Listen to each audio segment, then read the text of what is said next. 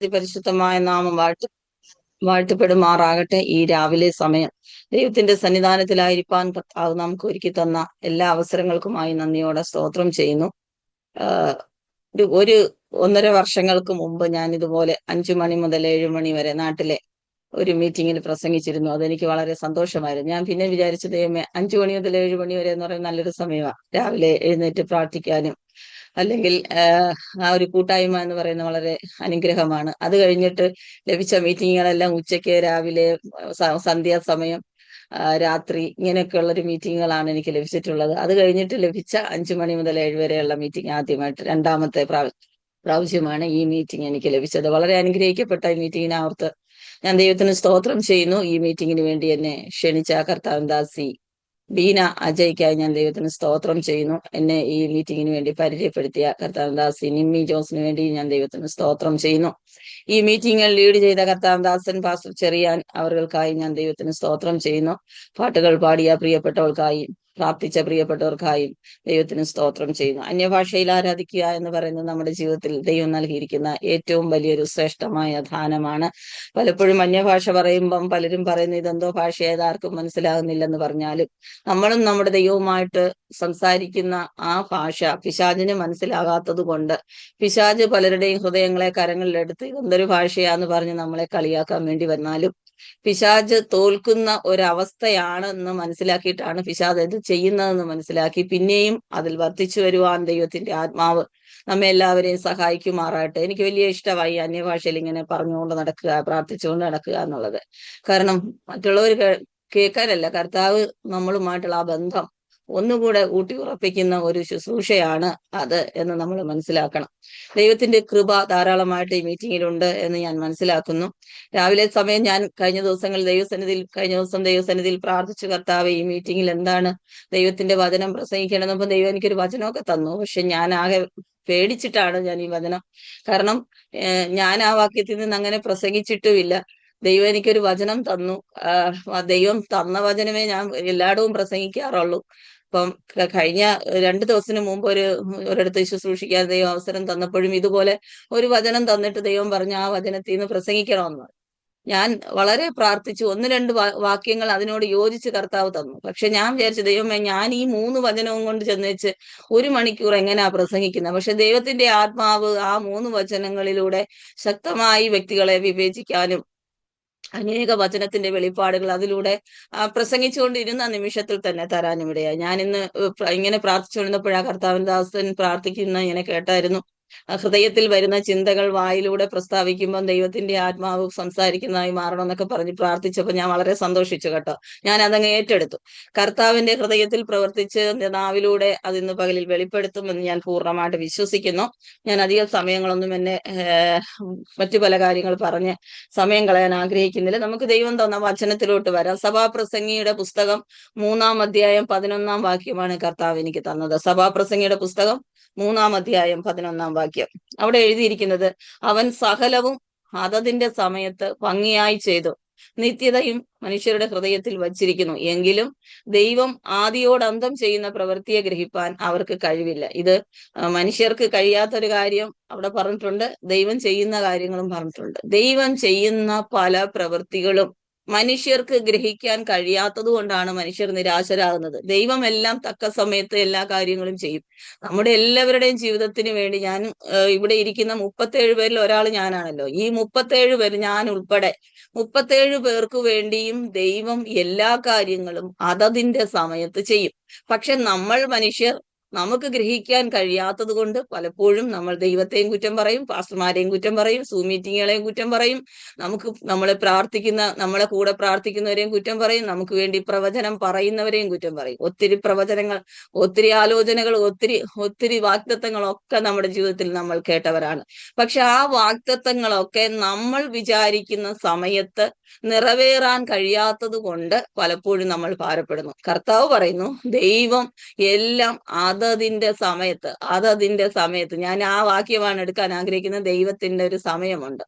ദൈവത്തിന്റെ സമയത്ത് ദൈവം നമുക്ക് നൽകിയിരിക്കുന്ന വാഗ്ദത്തങ്ങൾ നിറവേറും.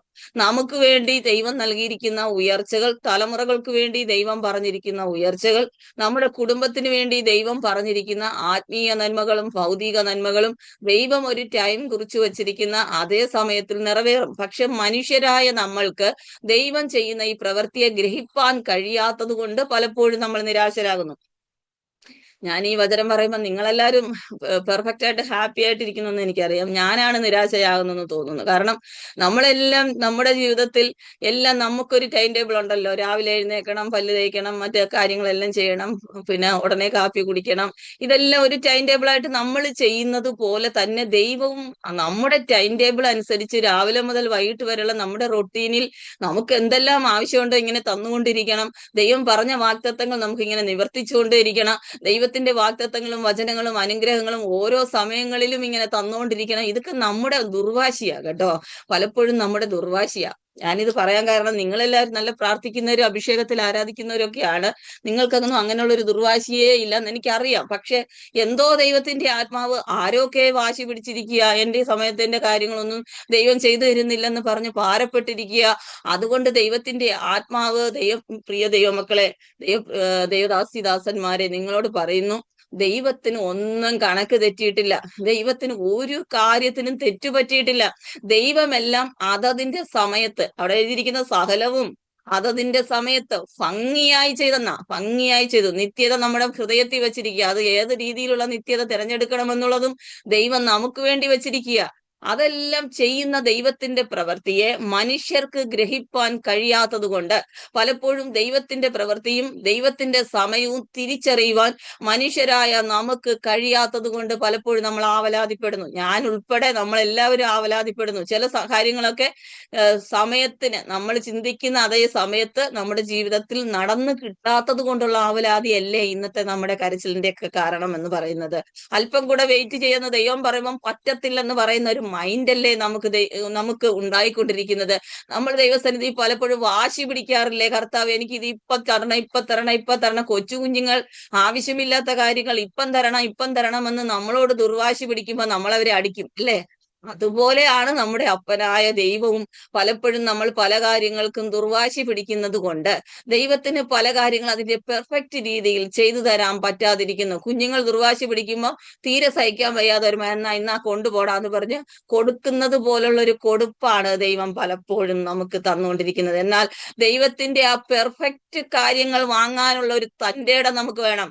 ദൈവസന്നിധിയിൽ കർത്താവേ അങ്ങയുടെ സമയത്ത് അങ്ങ് പറഞ്ഞ വാഗ്ദത്തം നിറവേറണം എന്ന് പറഞ്ഞ് എത്ര പേര് പ്രാർത്ഥിക്കുന്നുണ്ട്. കർത്താവെ ഇത്രാം മാസം ഇത്രാം തീയതി ഇത്രാം സമയത്തിന് മുമ്പേ നീ എനിക്ക് വേണ്ടി പ്രവർത്തിക്കണം എന്ന് പറയുന്നവരല്ലേ നമ്മളിൽ ഭൂരിഭാഗം പേര്. ഞാനും ചിലപ്പോഴൊക്കെ ദുർവാശി പിടിക്കാറുണ്ട് കർത്താവിനോട്, എന്റെ അപ്പ എനിക്ക് ഇന്നത് വേണം കർത്താവെ, ഇത്രാം മാസം എനിക്കിത് വേണം കർത്താവെ എന്ന്.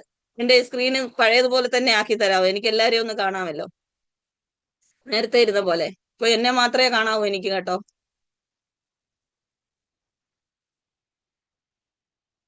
മതി, ഇത് മതി. കാരണം എനിക്ക് എല്ലാരെയും ഒന്ന് കാണാമല്ലോ, നിങ്ങൾ എങ്ങനെയാ പ്രതികരിക്കുന്നതെന്നൊക്കെ എനിക്കൊന്ന് അറിയാമല്ലോ. എന്നെ മാത്രം ഞാൻ കണ്ടുകൊണ്ട് പ്രസംഗിക്കുമ്പോ അതിനൊരു ഇതില്ല, അതുകൊണ്ടാ.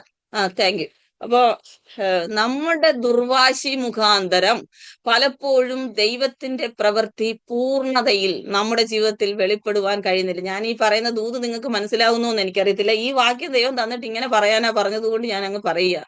പലപ്പോഴും നമ്മൾ കാണിക്കുന്ന ദുർവാശി മുഖാന്തരം, നമുക്ക് ഉദാഹരണത്തിനറിയാം, നമ്മുടെ തലമുറ കാണിക്കുന്ന ദുർവാശിയിൽ നമ്മൾ പല കാര്യങ്ങളും പറ്റുന്നുള്ളത് പോലെ ചെയ്തു കൊടുക്കും അല്ലെ? പറ്റുന്നുള്ളതോ ഇപ്പൊ ഇതേ പറ്റത്തുള്ളെന്ന് പറഞ്ഞാ ചെയ്തു കൊടുക്കുന്നത്. പക്ഷെ നമ്മൾ പ്രതീക്ഷിച്ചിരുന്ന ഒരു സമയമുണ്ട്, അതിനുവേണ്ടി കാര്യങ്ങളെല്ലാം നമ്മൾ ഒരുക്കിക്കൂട്ടി എല്ലാ കാര്യങ്ങളും എന്റെ കുഞ്ഞിന് വേണ്ടി ഞാൻ പെർഫെക്റ്റ് ആയിട്ട് ഇന്ന സമയത്ത് ചെയ്തു കൊടുക്കുമെന്ന് നമ്മൾ ചിന്തിച്ച സമയത്തിന് വേണ്ടി നമ്മുടെ തലമുറ കാത്തിരുന്നാൽ ആ സമയത്ത് പെർഫെക്റ്റ് ആയിട്ട് നമ്മൾ കാര്യങ്ങൾ ചെയ്തു കൊടുക്കും. പക്ഷെ കുഞ്ഞ് ദുർവാശി പിടിക്കുമ്പം സഹിക്കാൻ പറ്റാതെ ഇപ്പൊ എന്റെ കയ്യിൽ എന്തോ ഉണ്ടോ അതിനനുസരിച്ചുള്ളത് കൊടുക്കും. കർത്താവിന്റെ കയ്യിൽ ഒന്നും ഇല്ലെന്നല്ല ഞാൻ പറയുന്നത്, കർത്താവിന്റെ കയ്യിൽ പൂർണ്ണമായിട്ട് എല്ലാം ഉണ്ട്.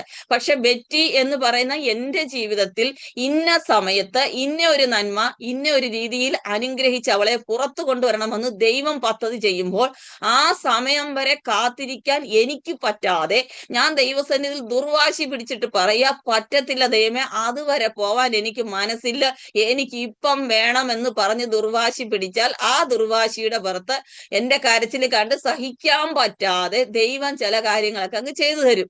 പക്ഷെ അതിന്റെ പൂർണ്ണതയിൽ വെളിപ്പെടത്തില്ല. ഞാൻ ഇന്ന് പറയാൻ ആഗ്രഹിക്കുന്ന കാര്യം, ദൈവത്തിന്റെ സമയത്തിന് വേണ്ടി നമ്മൾ എത്രത്തോളം കാത്തിരിക്കുവാൻ തയ്യാറാകുമോ ആ സമയത്ത് ദൈവം പെർഫെക്റ്റ് ആയിട്ടുള്ള ചില അനുഗ്രഹങ്ങൾ, കാര്യങ്ങൾ നമുക്ക് വേണ്ടി ചെയ്തു തരും. അതുവരെ വെയിറ്റ് ചെയ്ത് കാത്തിരിക്കാൻ എനിക്കും നിങ്ങൾക്കും കഴിയാത്തൊരു മനസ്സാണെങ്കിൽ കർത്താവ് ദുഃഖിക്കുക കേട്ടോ. വചനം പറയുന്നു, ദൈവം സകലവും അതതിന്റെ സമയത്ത് എങ്ങനെ ചെയ്യുന്ന ഭംഗിയായി ചെയ്യുമെന്ന കർത്താവിനെ കുറിച്ച് പറയുന്നത്. അവൻ സകലവും നന്നായി ചെയ്തു.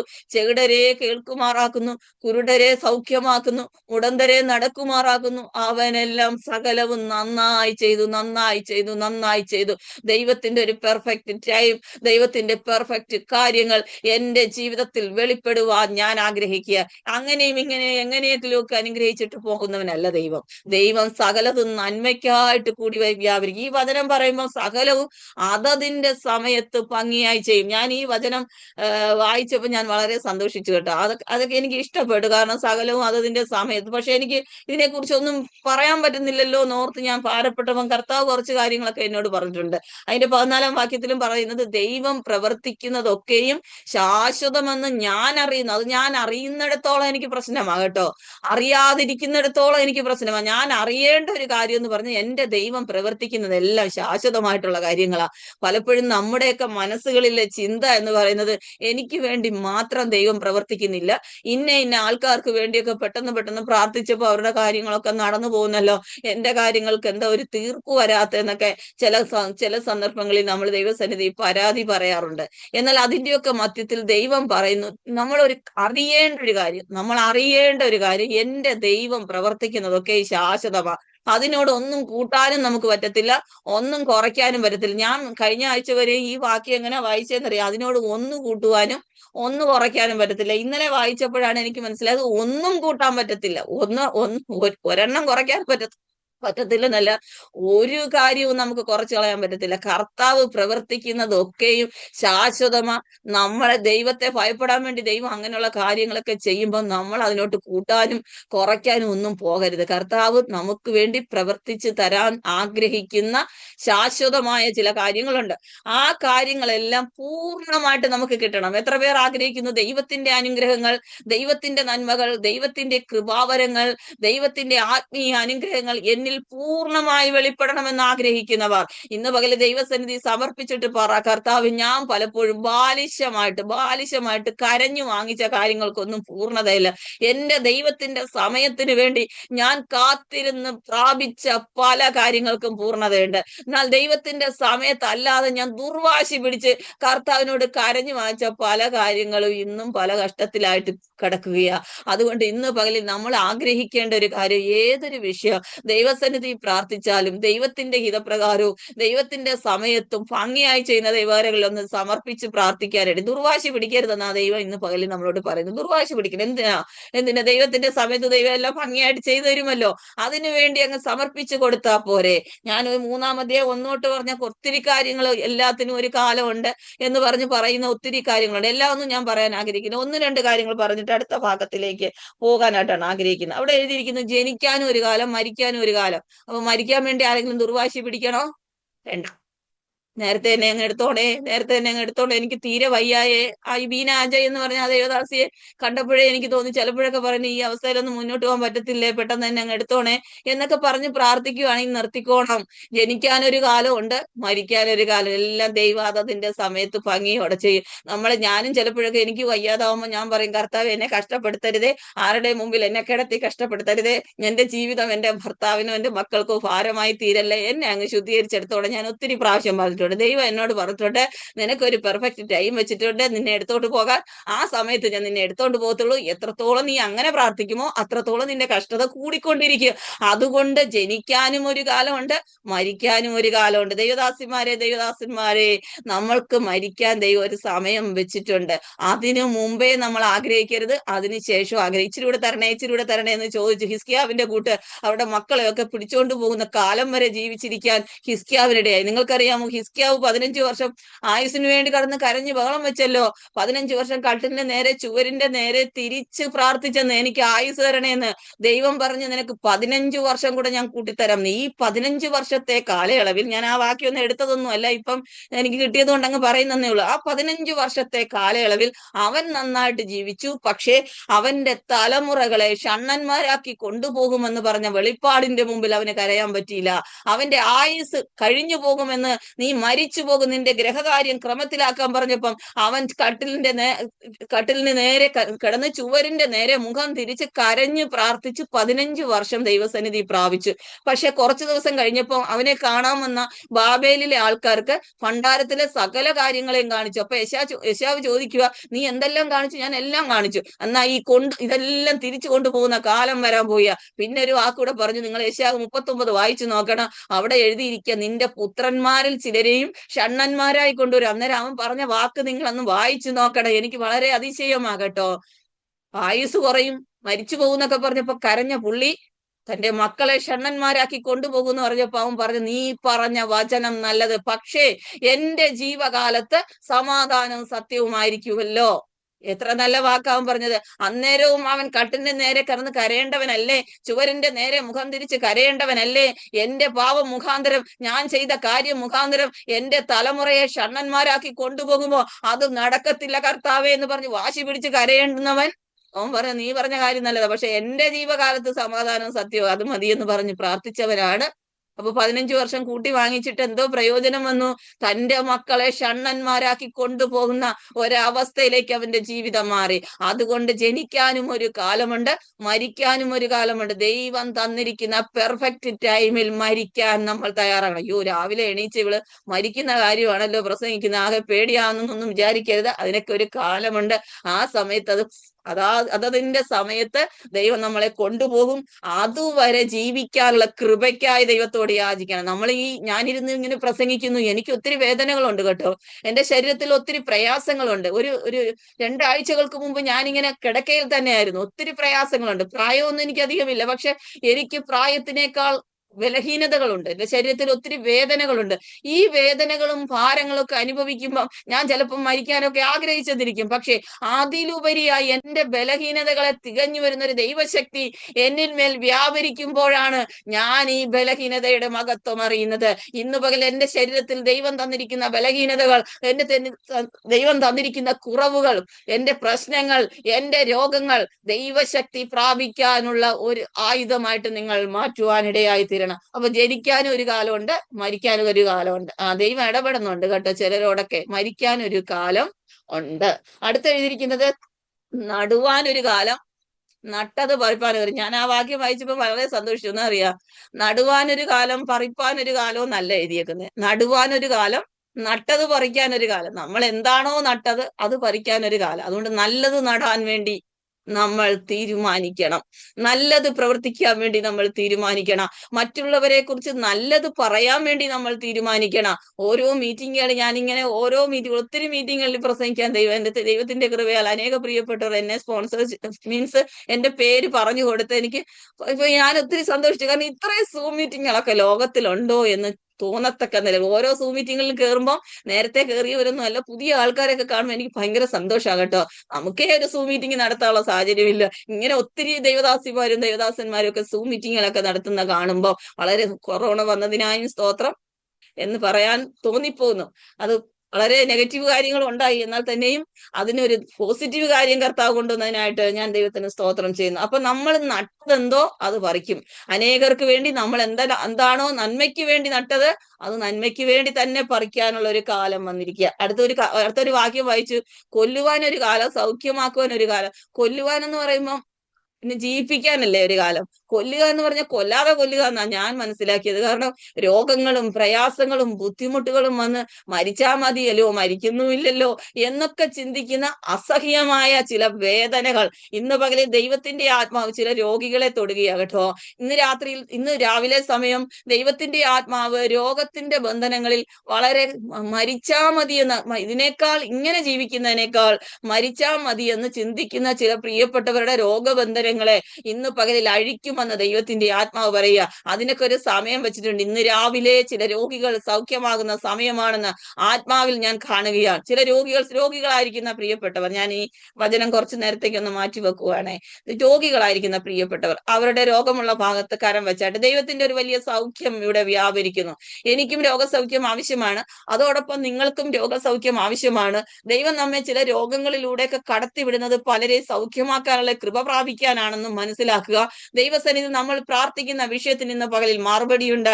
ദൈവത്തിന്റെ ആത്മാവിന്റെ നിയോഗത്താൽ ഇന്ന് പകലിൽ രോഗികളായിരിക്കുന്ന പ്രിയപ്പെട്ടവർ തങ്ങളുടെ രോഗമുള്ള ഭാഗത്ത് കരങ്ങളെ വെച്ച് ദൈവസന്നിധി വിശ്വാസത്തോടെ പ്രാർത്ഥിക്കുക. കർത്താവ് എല്ലാം അതതിന്റെ സമയത്ത് ഭംഗിയായി ചെയ്യുന്ന ഒരു കർത്താവാണ്. ഇന്ന് പകലിൽ രോഗസൗഖ്യത്തിന്റെ സമയമെന്ന് വിശ്വസിക്കുന്നവർ മാത്രം കരങ്ങളെ വെച്ച് പ്രാർത്ഥിക്കുക. ദൈവം അത്ഭുത പ്രവൃത്തിയായി കർത്താവേ അങ്ങയുടെ കരങ്ങൾ നിന്റെ മക്കളെ സമർപ്പിച്ച് പ്രാർത്ഥിക്കുന്നു. രോഗങ്ങളാൽ വലയുന്നവർ, ആ മാനസിക ഭാരങ്ങളാൽ വലയുന്നവർ, രോഗം തന്റെ ശരീരത്തെ അമർത്തിയിട്ട് മരണഭയം കൊണ്ടുവന്നിടുന്ന ചില പ്രിയപ്പെട്ടവര് ഇന്നു പകൽ യേശുവിന്റെ അധികാരമുള്ള നാമത്തിൽ സൗഖ്യമാകാൻ ഞങ്ങൾ കൽപ്പിച്ചു പ്രാർത്ഥിക്കുന്നു. ദൈവകൃപ വ്യാപരിക്കുന്നതിനായി സ്തോത്ര. അത്ഭുത സാക്ഷ്യങ്ങളെ പുറത്തു കൊണ്ടുവരുന്നതിനായി സ്തോത്ര. രോഗത്തിന്റെ കെട്ടുകളും ബന്ധനങ്ങളെ യേശുവിന്റെ നാമത്തിൽ ഞങ്ങൾ ശാസിക്കുന്നു. വ്യക്തികളുടെ ഉള്ളങ്ങളിൽ നിന്ന്, ശരീരമണ്ഡലങ്ങളിൽ നിന്ന് അത് അഴിഞ്ഞു മാറുവാൻ ഞങ്ങൾ കൽപ്പിച്ച് പ്രാർത്ഥിക്കുക. എന്റെ ദൈവം അങ്ങനെ ചെയ്തിരിക്കുക. സ്തോത്ര. ഹാലേലൂയ. രക്തത്താൽ ജയമെടുക്കുന്നു. റീഖാന ഭാഷാന്തനാദിക അതൽക്കമന ഘടകസ്യ വേദരാധിക ശത്തുൽ പ്രൗഢമന ഘടകസ്യം. ദൈവമക്കളെ, നമ്മളെ കൊല്ലാനും ഒരു കാലമുണ്ട്, നമ്മളെ സൗഖ്യമാക്കാൻ ഒരു കാലമുണ്ട്. ഒരു ടേം, ഒരു പീരീഡ് നമുക്ക് വേണ്ടി രോഗവും പ്രയാസങ്ങളും ബുദ്ധിമുട്ടുകളും ഒക്കെ വെച്ചിട്ട് പെട്ടെന്ന് ദൈവം ഒരു ഉയർത്തെഴുന്നേൽപ്പ് തരുന്നത് പോലെ നമ്മുടെ രോഗങ്ങളെ മാറ്റി നമ്മെ സൗഖ്യമാക്കി പുറത്തു കൊണ്ടുവരുന്ന ഒരു കർത്താവിനെയാണ് നമ്മൾ സേവിക്കുന്നത്. ഞാൻ എല്ലാ കാര്യങ്ങളൊന്നും പറയാൻ ആഗ്രഹിക്കും. ചിരിക്കാനും ഒരു കാലമുണ്ട്, കരയാനും ഒരു കാലമുണ്ട്. നമുക്കൊക്കെ അങ്ങനെ ഒരു കാലം വന്നിട്ടില്ലേ? കുറെ ദിവസം നമ്മൾ കിടന്ന് കരഞ്ഞു ബഹളം വെച്ചാൽ എത്രയോ സന്ദർഭങ്ങളുണ്ട്. ജീവിതത്തിന്റെ ഓരോ അനുഭവങ്ങൾ കരയാൻ വേണ്ടി വെച്ചിരിക്കുന്ന കുറെ കാലം. എന്നെ കരയാൻ വേണ്ടിയാണോ സൃഷ്ടിച്ചതെന്ന് ദൈവത്തോട് ചോദിക്കുന്നവരുണ്ട്. എന്നെ കരയാൻ വേണ്ടിയാണോ ആക്കി വെച്ചിരിക്കുന്നത്? പക്ഷെ ചിരിക്കാനും ഒരു കാലം തരിക കേട്ടോ. 30-ാം സങ്കീർത്തനത്തിൽ നിങ്ങൾ വായിക്കുന്നത് അവിടെ എഴുതിയിരിക്കുന്നത് ഇങ്ങനെയാണ്: സന്ധ്യയെങ്കിൽ കരച്ചിൽ വന്ന് രാപാർക്കും, ഉഷസ്സിലോ ആനന്ദഘോഷം വരുന്നെന്ന്. രാത്രിയിലാണല്ലോ ഒത്തിരി വേദന കൂടുതൽ വരുന്നത്. രാത്രിയിലാണല്ലോ നമ്മൾ വേദനപ്പെട്ട് പലപ്പോഴും കരയുന്നത്. ഏത് രോഗങ്ങൾ നമ്മുടെ ജീവിതത്തിൽ വന്നാലും, ഏത് പ്രതിസന്ധി നമ്മുടെ ജീവിതത്തിൽ വന്നാലും ഏറ്റവും കൂടുതൽ നമ്മൾ വേദന അനുഭവിക്കുന്നത് രാത്രിയില്ല. പകല് പലരെയൊക്കെ ഇങ്ങനെ കണ്ടും സംസാരിച്ചും പല കാര്യങ്ങളൊക്കെ ചെയ്ത് പകലങ്ങ് കഴിഞ്ഞു പോകും. രാത്രിയാകുമ്പോഴാണ് നമുക്ക് ബുദ്ധിമുട്ട്. ആരുമില്ല നമ്മുടെ അടുത്ത്. നമ്മുടെ വേദന കൂടുന്ന ഒരു സമയമാണ് രാത്രി. ഏത് രോഗം വന്നാലും നിങ്ങൾ നോക്കി, അസ്ഥി വേദന വന്നാലും അത് വൈകുന്നേരം അല്ലേ കൂടുന്നത്. പകലൊക്കെ വലിയ കുഴപ്പമില്ല, രാത്രി ഒന്ന് കിടന്ന് എണീക്കുമ്പോൾ രാവിലെ ഇച്ചിരിയൊക്കെ സുഖമാവും. അസ്ഥികളുടെ വേദന വന്നവർക്ക് അറിയാമല്ലോ, എനിക്കും വന്നിട്ടുണ്ട് കേട്ടോ. അങ്ങനെ വേദന വരുമ്പോൾ രാത്രിയിലാണ് നമുക്ക് ഇത് കൂടുന്നത്. കിടക്കാൻ പറ്റത്തില്ല, ഇരിക്കാൻ പറ്റത്തില്ല. പിന്നെ തൈലമിടുന്നു, എണ്ണയിടുന്നു, അവിടെ ഇടുന്നു, തിരുമുന്നു, എന്തെല്ലാം ചെയ്താൽ നമ്മളൊന്ന് കിടന്നുറങ്ങുന്നത്.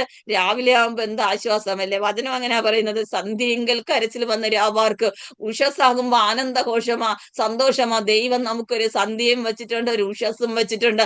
ആ ഉഷസ് വരെ കാത്തിരിക്കാൻ നമുക്ക് പറ്റുന്നില്ല. നമ്മൾ പറയുന്നത്, കർത്താവെ രാത്രി 1 മണിയാകുമ്പോഴേ നമ്മൾ പറയാറുണ്ട്, ഒന്ന് നേരം വെളുത്താൽ മതിയായിരുന്നു. ഇങ്ങനെയല്ലേ, നേരം വെളുക്കാൻ ഒരു സമയമില്ലേ, അന്നേരമല്ലേ വെളുക്കത്തുള്ളൂ.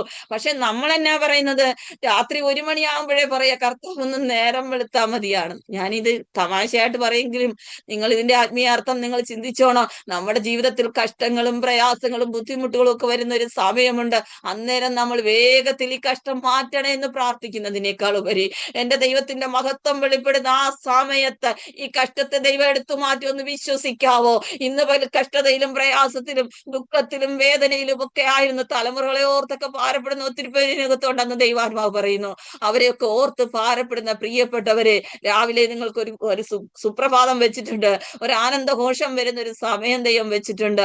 അതുവരെ വെയിറ്റ് ചെയ്യാൻ നിങ്ങൾ തയ്യാറാകണം കേട്ടോ. ഒരു രാത്രി നമുക്ക് വേണ്ടി ഉണ്ടെങ്കിൽ ഒരു പകലും ദൈവം നമുക്ക് വെച്ചിരിക്കുന്നത് പോലെ കരയാൻ ഒരു കാലവും ചിരിക്കാൻ ഒരു കാലവും കർത്താവ് നമുക്ക് വെച്ചിരിക്കുക.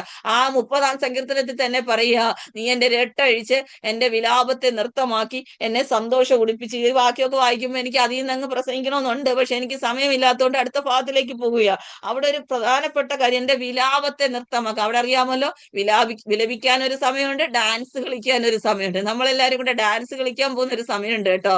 നമുക്കൊക്കെ ഒരു ആനന്ദം വരുന്ന സമയമുണ്ട്. എപ്പോഴും കഷ്ടമാന്ന് പറഞ്ഞ് ഭാരപ്പെടണ്ട. അതൊക്കെ മാറി സന്തോഷിക്കുന്ന ഒരു സമയം വരാൻ പോവുകയാന്ന്. എത്ര സന്തോഷകരമേറിയ കാര്യമാ ദൈവം പറഞ്ഞ്. ദൈവമെല്ലാം ഭംഗിയായിട്ട് സകലവും അതതിന്റെ സമയത്ത് നമുക്ക് ചെയ്തു തരുമ്പോൾ അത് നമുക്ക് ആനന്ദമാകട്ടോ. പല കഷ്ടങ്ങളും നമ്മൾ മറന്നു പോകുന്നത് ദൈവം നമുക്ക് ആനന്ദിക്കാൻ ഒരു അവസരം ഒരുക്കുമ്പോണ്ടല്ലോ. കുഞ്ഞുങ്ങളുടെ കല്യാണ ദിവസങ്ങളൊക്കെ, ഞാൻ എന്റെ കുഞ്ഞുങ്ങളുടെ കല്യാണമൊന്നും ആയിട്ടില്ല, എന്നുള്ള പ്രായമായിട്ടില്ല, പക്ഷെ അമ്മമാരൊക്കെ ഈ കല്യാണത്തിന് ഇങ്ങനെ ഒരുങ്ങി നിൽക്കുന്ന കാണുമ്പോ ഉണ്ടല്ലോ, അമ്മയും അപ്പനും ഒക്കെ രണ്ട് സൈഡിലെ മക്കളെയും കൊണ്ടൊക്കെ ഒരുങ്ങി നിൽക്കുന്ന കാണുമ്പോൾ എന്റെ മോനങ്ങ് പെട്ടെന്ന് വലുതായാൽ മതി എന്നുള്ളൊരു ചിന്ത എനിക്ക് വരാറുണ്ട്. കാരണം അവരുടെ ആ സന്തോഷവും നല്ല സാരിയൊക്കെ കൊടുത്ത് ഇങ്ങനെ റെഡിയായി നിൽക്കുന്ന ഒരു ആ സന്തോഷം ഉണ്ടല്ലോ, അതിന്റെ പിന്നിൽ ആ മാതാപിതാക്കൾ എന്തെല്ലാം വേദന അനുഭവിച്ചു കാണുമല്ലേ. പക്ഷെ ആ സ്റ്റേജിൽ അവരവിടെ പോയി നിന്ന് സന്തോഷിക്കുമ്പം ആ പഴയ കാര്യങ്ങളൊക്കെയാണോ അവർ ഓർക്കുന്നത്? അല്ല, ആ സന്തോഷമാ ഓർക്കുന്നത്. പഴയ കഷ്ടങ്ങളൊക്കെ മറക്കത്തക്ക നിലകളിലുള്ള ഒരു ആനന്ദഘോഷമാ ദൈവം നമുക്ക് തരാൻ പോകുന്നത്. അങ്ങനെ ആനന്ദിക്കുമ്പം പഴയ കഷ്ടങ്ങൾ ഓർത്ത് ഞാൻ ഒത്തിരി കരഞ്ഞതാ, ഞാൻ ഇങ്ങനെ കഷ്ടപ്പെട്ടതാന്നും പറഞ്ഞൊന്നും നമ്മളാരും കല്യാണ സ്റ്റേജിൽ നിൽക്കാറില്ല. നമ്മൾ ചിരിച്ച് സന്തോഷത്തോടെയാ നിൽക്കുന്നത്. മാതാപിതാക്കളെ കുറിച്ചാ പറയുന്നത് കേട്ടോ. എന്നാൽ പക്ഷെ അതിന്റെ പിന്നിൽ എന്ത് വേദന അനുഭവിച്ചിട്ടാ ഈ മാതാവ് അവിടെ നിൽക്കുന്നെന്നറിയാമോ? എന്ത് വേദന അനുഭവിച്ചിട്ടാ പിതാവ് അവിടെ നിൽക്കുന്നെന്നറിയാമോ? അതെല്ലാം മറക്കത്തക്ക നിലകളിൽ സ്വർഗത്തിലെ ദൈവം അവർക്കൊരു സന്തോഷം കൊടുക്കാൻ വിശ്വസ്തനാണെങ്കിൽ പഴയ കഷ്ടങ്ങളും പഴയ പ്രതികൂലങ്ങളും നമ്മൾ അനുഭവിച്ച കണ്ണുനീരുകളും എത്രയെന്ന് പോലും നമുക്കറിയാതെ രാത്രിയാമങ്ങളിൽ നമ്മൾ ഒഴിക്കിയ കണ്ണുനീര്, അതെല്ലാം മറക്കത്തക്ക നിലകളിലുള്ള ഒരു ആനന്ദഘോഷം നിന്റെ ജീവിതത്തിൽ തരാൻ പോകുന്ന ദൈവത്തിന്റെ ആത്മാവ് വ്യക്തികൾ ഇടപെടുകയാ. ഈ ഡാനിയേൽ ഷോം എന്ന് പറയുന്ന ഒരു ദൈവദാസനത് തിരിപ്പുണ്ടല്ലോ. ദൈവത്തിന്റെ ആത്മാവ് പറയുന്നു, പലവിധമായ പ്രതിസന്ധികളാൽ കഷ്ടപ്പെട്ട് വേദനപ്പെട്ട് ഇനി എനിക്കൊരു സന്തോഷം ഉണ്ടാകുമോ എന്ന് ചോദിച്ച് ദൈവസന്നിധിയിൽ നീറിക്കരഞ്ഞുന്ന നിമിഷങ്ങൾ നിന്റെ മുന്നിലുണ്ട്. പക്ഷെ ദൈവത്തിന്റെ ആത്മാവ് പറയുന്നു, അതെല്ലാം നീ മറക്കത്തക്ക നിലകളിൽ ഒരു ആനന്ദഘോഷം നിന്റെ കൂടാരത്തിൽ തന്ന് നിന്നെ ഉയർത്തെഴുന്നേൽപ്പിച്ചതുപോലെ കൊണ്ടുവരുക. ദൈവത്തിന്റെ ആത്മാവിന് പദ്ധതിയുണ്ട്. ഇന്ന് പകൽ ദൈവ സമയത്തിന് വേണ്ടി സമർപ്പിക്കും. ദൈവമെല്ലാം അതതിന്റെ സമയത്ത് ഭംഗിയായി ചെയ്യുന്ന, നിന്റെ കഷ്ടങ്ങൾ മറക്കുന്ന ഒരു സമയമുണ്ട്, വേദനകൾ മാറിപ്പോകുന്ന ഒരു സമയമുണ്ട്. പഴയ കഷ്ടങ്ങൾ അറിയാത്ത രീതിയിൽ എനിക്കിങ്ങനെ സംഭവിച്ചത് പോലും ഞാൻ ചിന്തിക്കാത്ത നിലകളിലുള്ള ഒരു ആനന്ദഘോഷ ദൈവത്തിന്റെ ആത്മാവ് പ്ലാൻ ചെയ്യുകയാ. വേഗത്തിൽ അത് വെളിപ്പെടുമെന്ന് ദൈവാത്മാവ് പറയുക. ഹല്ലേലൂയ. രക്തത്താൽ ജയമെടുക്കും. ദൈവം പ്രവർത്തിക്കുന്നതൊക്കെ ശാശ്വതമാണ്. ആ ശാശ്വതമായ പ്രവൃത്തിയെ ഒന്നും കുറയ്ക്കാനും നമുക്ക് പറ്റത്തില്ല, ഒന്നും കൂട്ടാനും പറ്റത്തില്ല. നമ്മൾ ആരും അത് കുറയ്ക്കാനും കൂട്ടാനും ഒന്നും പോകണ്ട. ദൈവം അത് ശാശ്വതമായി നമ്മുടെ ജീവിതത്തിൽ പ്രവർത്തിക്കും. ഇച്ചിരി കൂടെ വേണമെന്ന് പറയാനും പോകണ്ട, ഇത്രയും വേണ്ടായിരുന്നെന്ന് പറയാനും നമ്മൾ പോകണ്ട. ദൈവമെല്ലാം അതതിന്റെ സമയത്ത് ഭംഗിയായി സകലവും നമുക്ക് വേണ്ടി ചെയ്തു തരുന്ന ദൈവമാ. ദൈവത്തിന്റെ പ്രവൃത്തിയും ദൈവത്തിന്റെ സമയവും ഒക്കെ നമുക്കൊന്നും ചിന്തിക്കാൻ പറ്റാത്ത രീതിയിലുള്ള പ്രവൃത്തികളാണ് ദൈവം ചെയ്തുകൊണ്ടിരിക്കുന്നത്. ഞാൻ പല കാര്യങ്ങളും ഒക്കെ പ്ലാൻ ചെയ്ത് ഇങ്ങനെ മുന്നോട്ട് പോകുമ്പോൾ ദൈവം ആ പ്ലാനുകളെല്ലാം ഇങ്ങനെ അങ്ങ് പൊളിച്ചു കളയും. പൊളിച്ചു കഴിയുമ്പോൾ എനിക്ക് ഭയങ്കര വിഷമമാ. കർത്താവ്, ഞാൻ ഓരോ കാര്യങ്ങൾ ഇങ്ങനെ ഒരുക്കി കൂട്ടി കൊണ്ടുവരിക, പക്ഷെ അതെല്ലാം അങ്ങ് പൊളിഞ്ഞു പോവുകയാണല്ലോ. പക്ഷെ അതിനേക്കാൾ ഒരു കുറച്ച് ദിവസം അങ്ങോട്ട് കഴിയുമ്പോൾ ദൈവം ഒരു പ്ലാന് നമുക്ക് വേണ്ടി കൊണ്ടുവരും. ആ പ്ലാൻ ആർക്കും പൊളിക്കാനും പറ്റത്തില്ല. എന്നിൽ നിന്ന് പൊളിഞ്ഞു പോയ പ്രവൃത്തിയേക്കാൾ എത്രയോ മഹത്തരമാണ് ദൈവം എനിക്ക് വേണ്ടി ഒരുക്കി കൊണ്ടുവരിക്കുന്ന പ്ലാൻ. നമ്മളത് ചിന്തിക്കുന്നുണ്ടോ? ദൈവം ഒരുക്കി കൊണ്ടുവരുന്ന പ്ലാൻ വരെ കാത്തിരിക്കാൻ നമുക്ക് പറ്റാത്തത് കൊണ്ട് നമ്മൾ ആവലാതിപ്പെടുകയാ. ദൈവത്തിനെ നമ്മളങ്ങ് നിലവിളിക്കുക, പിറുപിറുക്കുക. കർത്താവ്, ഞാനൊരു കാര്യം ചിന്തിച്ചു കൂട്ടി ഇങ്ങനെ കൊണ്ടുവന്നപ്പം ദൈവം അത് പൊളിച്ചു കളഞ്ഞല്ലോ. ഞാനൊരു ജോലിക്ക് വേണ്ടി ഇങ്ങനെ ആഗ്രഹിച്ച് ഇങ്ങനെ വന്നതാണ്, അതെന്റെ ജീവിതത്തിൽ നിന്ന് പോയല്ലോ. അതൊക്കെ ഓർത്ത് നമുക്കങ്ങ് ഭാരമാ. പക്ഷെ ദൈവം എനിക്ക് വേണ്ടി ഒരു കാര്യം പ്ലാൻ ചെയ്ത് കൊണ്ടുവരുന്നത് വരെ കാത്തിരിക്കാൻ എനിക്ക് കഴിയാത്തത് കൊണ്ട് പലപ്പോഴും നമ്മൾ ആവലാതിപ്പെടുന്നു. ദൈവം അത് തന്നെയാ ഇന്ന് മാറി മാറി പറയുന്നത് കേട്ടോ. ദൈവവചനം പറയുന്നല്ലോ, ദൈവത്തിന്റെ പ്രവൃത്തിയെ ഈ സഭാപ്രസംഗത്തിന്റെ 7:13 ദൈവത്തിന്റെ പ്രവൃത്തിയെ നോക്കുക, അവൻ വളച്ചതിനെ നേരെയാക്കാൻ ആർക്കും പറ്റത്തില്ലെന്ന്. ദൈവം വളച്ചാൽ ദൈവത്തിനെ നേരെയാക്കാൻ പറ്റത്തുള്ളൂ. ദൈവം നേരെയാക്കി ആർക്കും വളയ്ക്കാനും പറ്റത്തില്ല. അതുകൊണ്ട് ദൈവം നമുക്ക് വേണ്ടി നേരെ ഒരു പാത കൊണ്ടുവരും. ആരെങ്കിലും കയറി വളയ്ക്കുമെന്ന് ഓർത്താരും ഭാരപ്പെടണ്ട. ഞാൻ ചിലരൊക്കെ ഇങ്ങനെ പറയാറുണ്ട്, ദൈവം എനിക്ക് വേണ്ടി ഒരു വഴി ഇങ്ങനെ തുറന്നു വന്നതാ, പക്ഷെ അവൻ അതിന്റെ ഇടയിൽ കയറി പ്രവർത്തിച്ച് എന്റെ വഴി അടച്ചു. അങ്ങനെ ആരെങ്കിലും ചിന്തിക്കുന്നെങ്കിൽ ഇവിടം വെച്ച് ആ ചിന്തയെ നിർത്തിയിട്ട് ദൈവം വളച്ചതിനെ നേരെയാക്കാനും പറ്റത്തില്ല, ദൈവം നേരെയാക്കതിനെ ആർക്കും വളയ്ക്കാനും പറ്റത്തില്ല. അത് നിങ്ങൾ ചിന്തിച്ചോണം. ദൈവം പ്രവർത്തിക്കുന്നതൊക്കെ ശാശ്വതമാണ്. അതിൽ നിന്ന് കൂട്ടാനും കുറയ്ക്കാനും ആരെങ്കിലും വന്നാലും ദൈവം അതിനെ അനുവദിക്കത്തില്ല. ദൈവത്തിന്റെ സമയത്തിന് വേണ്ടി കാത്തിരിക്കുന്ന തന്റെ മക്കളുടെ ജീവിതത്തിൽ ദൈവത്തിന്റെ പ്രവൃത്തി വെളിപ്പെടുന്ന സമയത്ത് അതിനെ വളയ്ക്കാൻ ഏവനെങ്കിലും വന്ന അവൻ വളഞ്ഞു പോകത്തേ ഉള്ളൂ കേട്ടോ. അതുകൊണ്ട് ആരെ അതിന്റെ ഇടയിൽ കൊണ്ടുവരാൻ നിങ്ങൾ തയ്യാറാകരുത്. അവൻ പ്രവർത്തിച്ചിട്ട്, ഇവൻ പ്രവർത്തിച്ചിട്ട്, അവര് പറഞ്ഞിട്ട്, ഇവര് പറഞ്ഞിട്ട് എനിക്ക് ഈ നന്മ കിട്ടാത്തതെന്ന് നിങ്ങൾ ചിന്തിക്കുന്നെങ്കിൽ ഇന്ന് പകലിൽ ആ ചിന്തയെ എടുത്തു മാറ്റിയിട്ട് ദൈവസന്നിധി പറഞ്ഞു, എന്റെ ദൈവം പ്രവർത്തിക്കുന്നതൊക്കെ ശാശ്വതമാ. അതിനൊന്ന് കൂട്ടാനും ആർക്കും പറ്റത്തില്ല, ഒന്നും കുറയ്ക്കാനും ആർക്കും പറ്റത്തില്ല. എന്തിനാന്നറിയുമോ? മനുഷ്യർ ദൈവത്തെ ഭയപ്പെടേണ്ടതിന് വേണ്ടി ദൈവത്തിന്റെ പ്രവൃത്തിയെ ദൈവം അങ്ങനെ ആക്കി വെച്ചിരിക്കുക. ഞാൻ ഇനി ദൈവത്തിന്റെ സമയത്തിലേക്ക് വരുവാൻ ആഗ്രഹിക്കുന്നു. നമ്മൾ വായിച്ചല്ലോ, ദൈവം സകലതും അതിന്റെ സമയത്തൊന്നല്ല, അതിന്റെ സമയത്ത് ഓരോ കാര്യങ്ങൾക്കും ഓരോ സമയം ദൈവം കുറിച്ച് വെച്ചിട്ടുണ്ട്. നമ്മൾ ഇങ്ങനെ പറയാറുണ്ട്, കോടാനുകോടി മനുഷ്യരാ കർത്താവിനെ വിളിച്ചുകൊണ്ടിരിക്കുന്നത്. ഇവരെല്ലാവരുടെയും കാര്യങ്ങളും സമയങ്ങളും ഒക്കെ തീരുമാനിക്കാൻ ദൈവത്തിനെ കൊണ്ട് പറ്റുമെന്നേ. അതുകൊണ്ടല്ലേ നമ്മൾ ഈ ദൈവത്തിന്റെ പുറകെ നടക്കുന്നത്. വെറുതെ പറഞ്ഞു നടക്കുന്നതല്ല. ഞാൻ പലപ്പോഴും ഒക്കെ രക്ഷിക്കപ്പെട്ട കുഞ്ഞുനാളിലെ രക്ഷിക്കപ്പെട്ടപ്പോഴൊക്കെ ഇങ്ങനെ ചിന്തിച്ചിട്ടുണ്ട്, യഥാർത്ഥത്തിൽ സത്യദൈവം യേശുവാണോ എന്ന് ചിന്തിച്ചിട്ടുണ്ട്. അതിനെനിക്ക് എന്താ ഒരു അടയാളം എന്നൊക്കെ ഞാൻ കുഞ്ഞുനാളിലെ ദൈവസന്നിധി ചോദിക്കാൻ. ഞാൻ 12 വയസ്സ് തൊട്ടേ ദൈവവചനം ചെറുതായിട്ടൊക്കെ പ്രസംഗിക്കാൻ തുടങ്ങിയ ഒരാളാണ് കേട്ടോ. അന്നേരവും ചിലപ്പോഴൊക്കെ എനിക്ക് എന്റെ മനസ്സിൽ കർത്താവാണോ ദൈവം എന്നൊക്കെ ഇങ്ങനെ ഒരു ചെറിയൊരു ചിന്തകളൊക്കെ എന്റെ ജീവിതത്തിൽ വരും. അന്നേരം എന്റെ മനസ്സിൽ വരുന്ന ഒരു കാര്യമുണ്ടല്ലോ, ഏതൊരു ദൈവങ്ങൾ എന്ന് പറയുന്നവരെയും ആരാധിക്കുന്നവരുടെ ഉള്ളിൽ പാപബോധമില്ല. അവരെന്ത് ചെയ്താലും അവർക്ക് ഒരു കുറ്റബോധമില്ല. പക്ഷെ നമ്മൾ കർത്താവിനെ സേവിക്കാൻ ഇറങ്ങിയതിന് ശേഷം ചെറിയൊരു കള്ളമോ എന്തെങ്കിലും ഒന്ന് പറഞ്ഞു നോക്കട്ടെ, നമുക്ക് ഭയങ്കര കുറ്റബോധമാ. അതിൽ നിന്ന് എനിക്ക് മനസ്സിലായി, ഇത് സത്യദൈവമാ, ഇത് ജീവനുള്ള ദൈവമാ, ഇത് വിശുദ്ധിയുടെ ദൈവമാ, വിശുദ്ധനായ ദൈവമാന്ന് എനിക്ക് മനസ്സിലായി. കാരണം ഈ കർത്താവിനെ സേവിക്കാൻ തുടങ്ങിയതിന് പിന്നീടാണ് എന്തെങ്കിലും ഒരു ചെറിയ തെറ്റെന്റെ ജീവിതത്തിൽ വരുമ്പോൾ ഒരു പാപബോധം വരുന്നത്. അതിനു മുമ്പേ ഈ കർത്താവിനെ വേണ്ട വിധത്തിൽ അറിയാതിരുന്ന ഒരു കാലത്ത് എന്തേലും ചെയ്താലും ഒരു പ്രശ്നമില്ല. അങ്ങനെയല്ലേ മനുഷ്യരെ കുറിച്ച് നമ്മൾ കാണുന്നത്? ദൈവത്തെ അറിഞ്ഞ് സത്യസന്ധമായി ജീവിക്കുന്നു. ഇന്ന് പിന്നെ മനസാക്ഷി മരവിച്ചു പോയ ഒരു കാലത്ത് പല ദൈവത്തിന്റെ മക്കൾ എന്ന് പറയുന്നവരും പാപത്തിൽ അകപ്പെട്ടിട്ട് മിണ്ടാതെ നടക്കുന്നു. അതൊക്കെ നമ്മൾ ഓർത്ത് ഭാരപ്പെടണം. നമ്മുടെ ജീവിതം നമ്മൾ ക്രമീകരിച്ചാൽ മതി. കർത്താവ് വരാൻ അടുത്തിരിക്കുക. വിശുദ്ധനിനിയും തന്നെ വിശുദ്ധീകരിക്കട്ടെ, നീതിമാനിനിയും നീതി ചെയ്യട്ടെ. അനീതി ചെയ്യുന്നവനെ കുറിച്ച് ഓർത്ത് നമ്മൾ ഭാരപ്പെടാൻ പോകണ്ട. കുറ്റബോധമില്ലാത്തവനെ ഓർത്ത് നമ്മൾ അവന്റെ പിറകെ പോകാൻ പോകണ്ട. നമ്മൾ ദൈവസന്നിധിയിൽ പെർഫെക്റ്റ് ആയിട്ട് ജീവിക്കാൻ തയ്യാറാകണം. ഇതാണ് സത്യദൈവം. അതുകൊണ്ടാണ് പറയുന്നത്, ദൈവത്തിന്റെ പ്രവൃത്തിയെ അവൻ വളച്ചതിനെ നേരെയാക്കാനും പറ്റത്തില്ല. അവൻ നേരെയാക്കി നമ്മുടെ ജീവിതത്തിൽ കൊണ്ടുതരുന്ന വഴികളെ വളയ്ക്കുവാനും ഒരുത്തനും കഴിയത്തില്ല.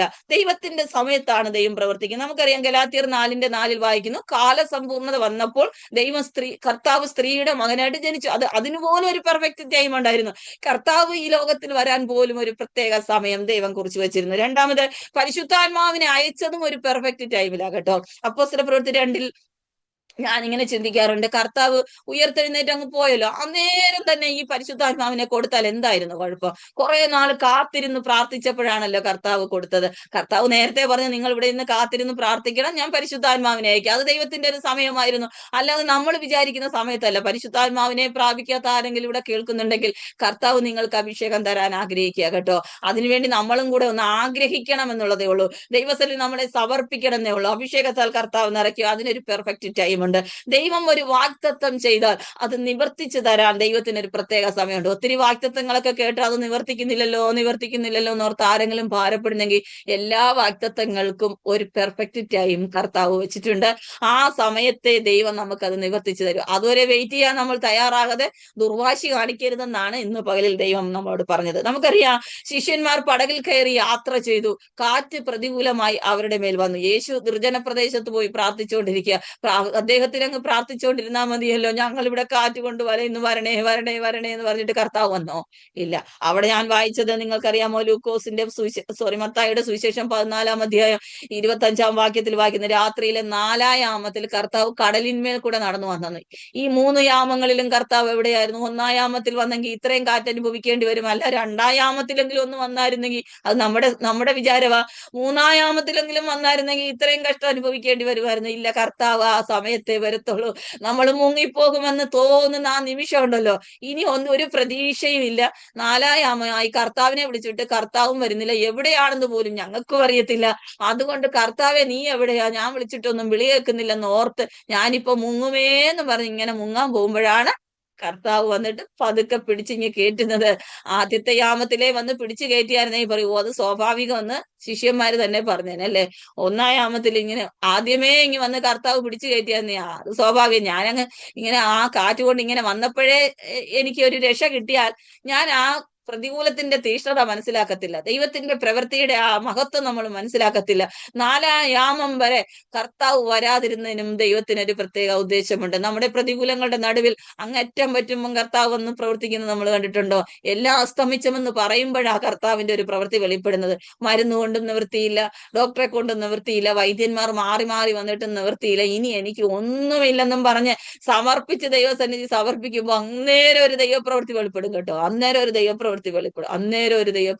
ഈ ഡോക്ടർ റീന ഫിലിപ്പ് കോവൂർ എന്നും പറഞ്ഞുകൊണ്ട് ഒരു ദൈവദാസിനകത്തിരിപ്പുണ്ടല്ലോ.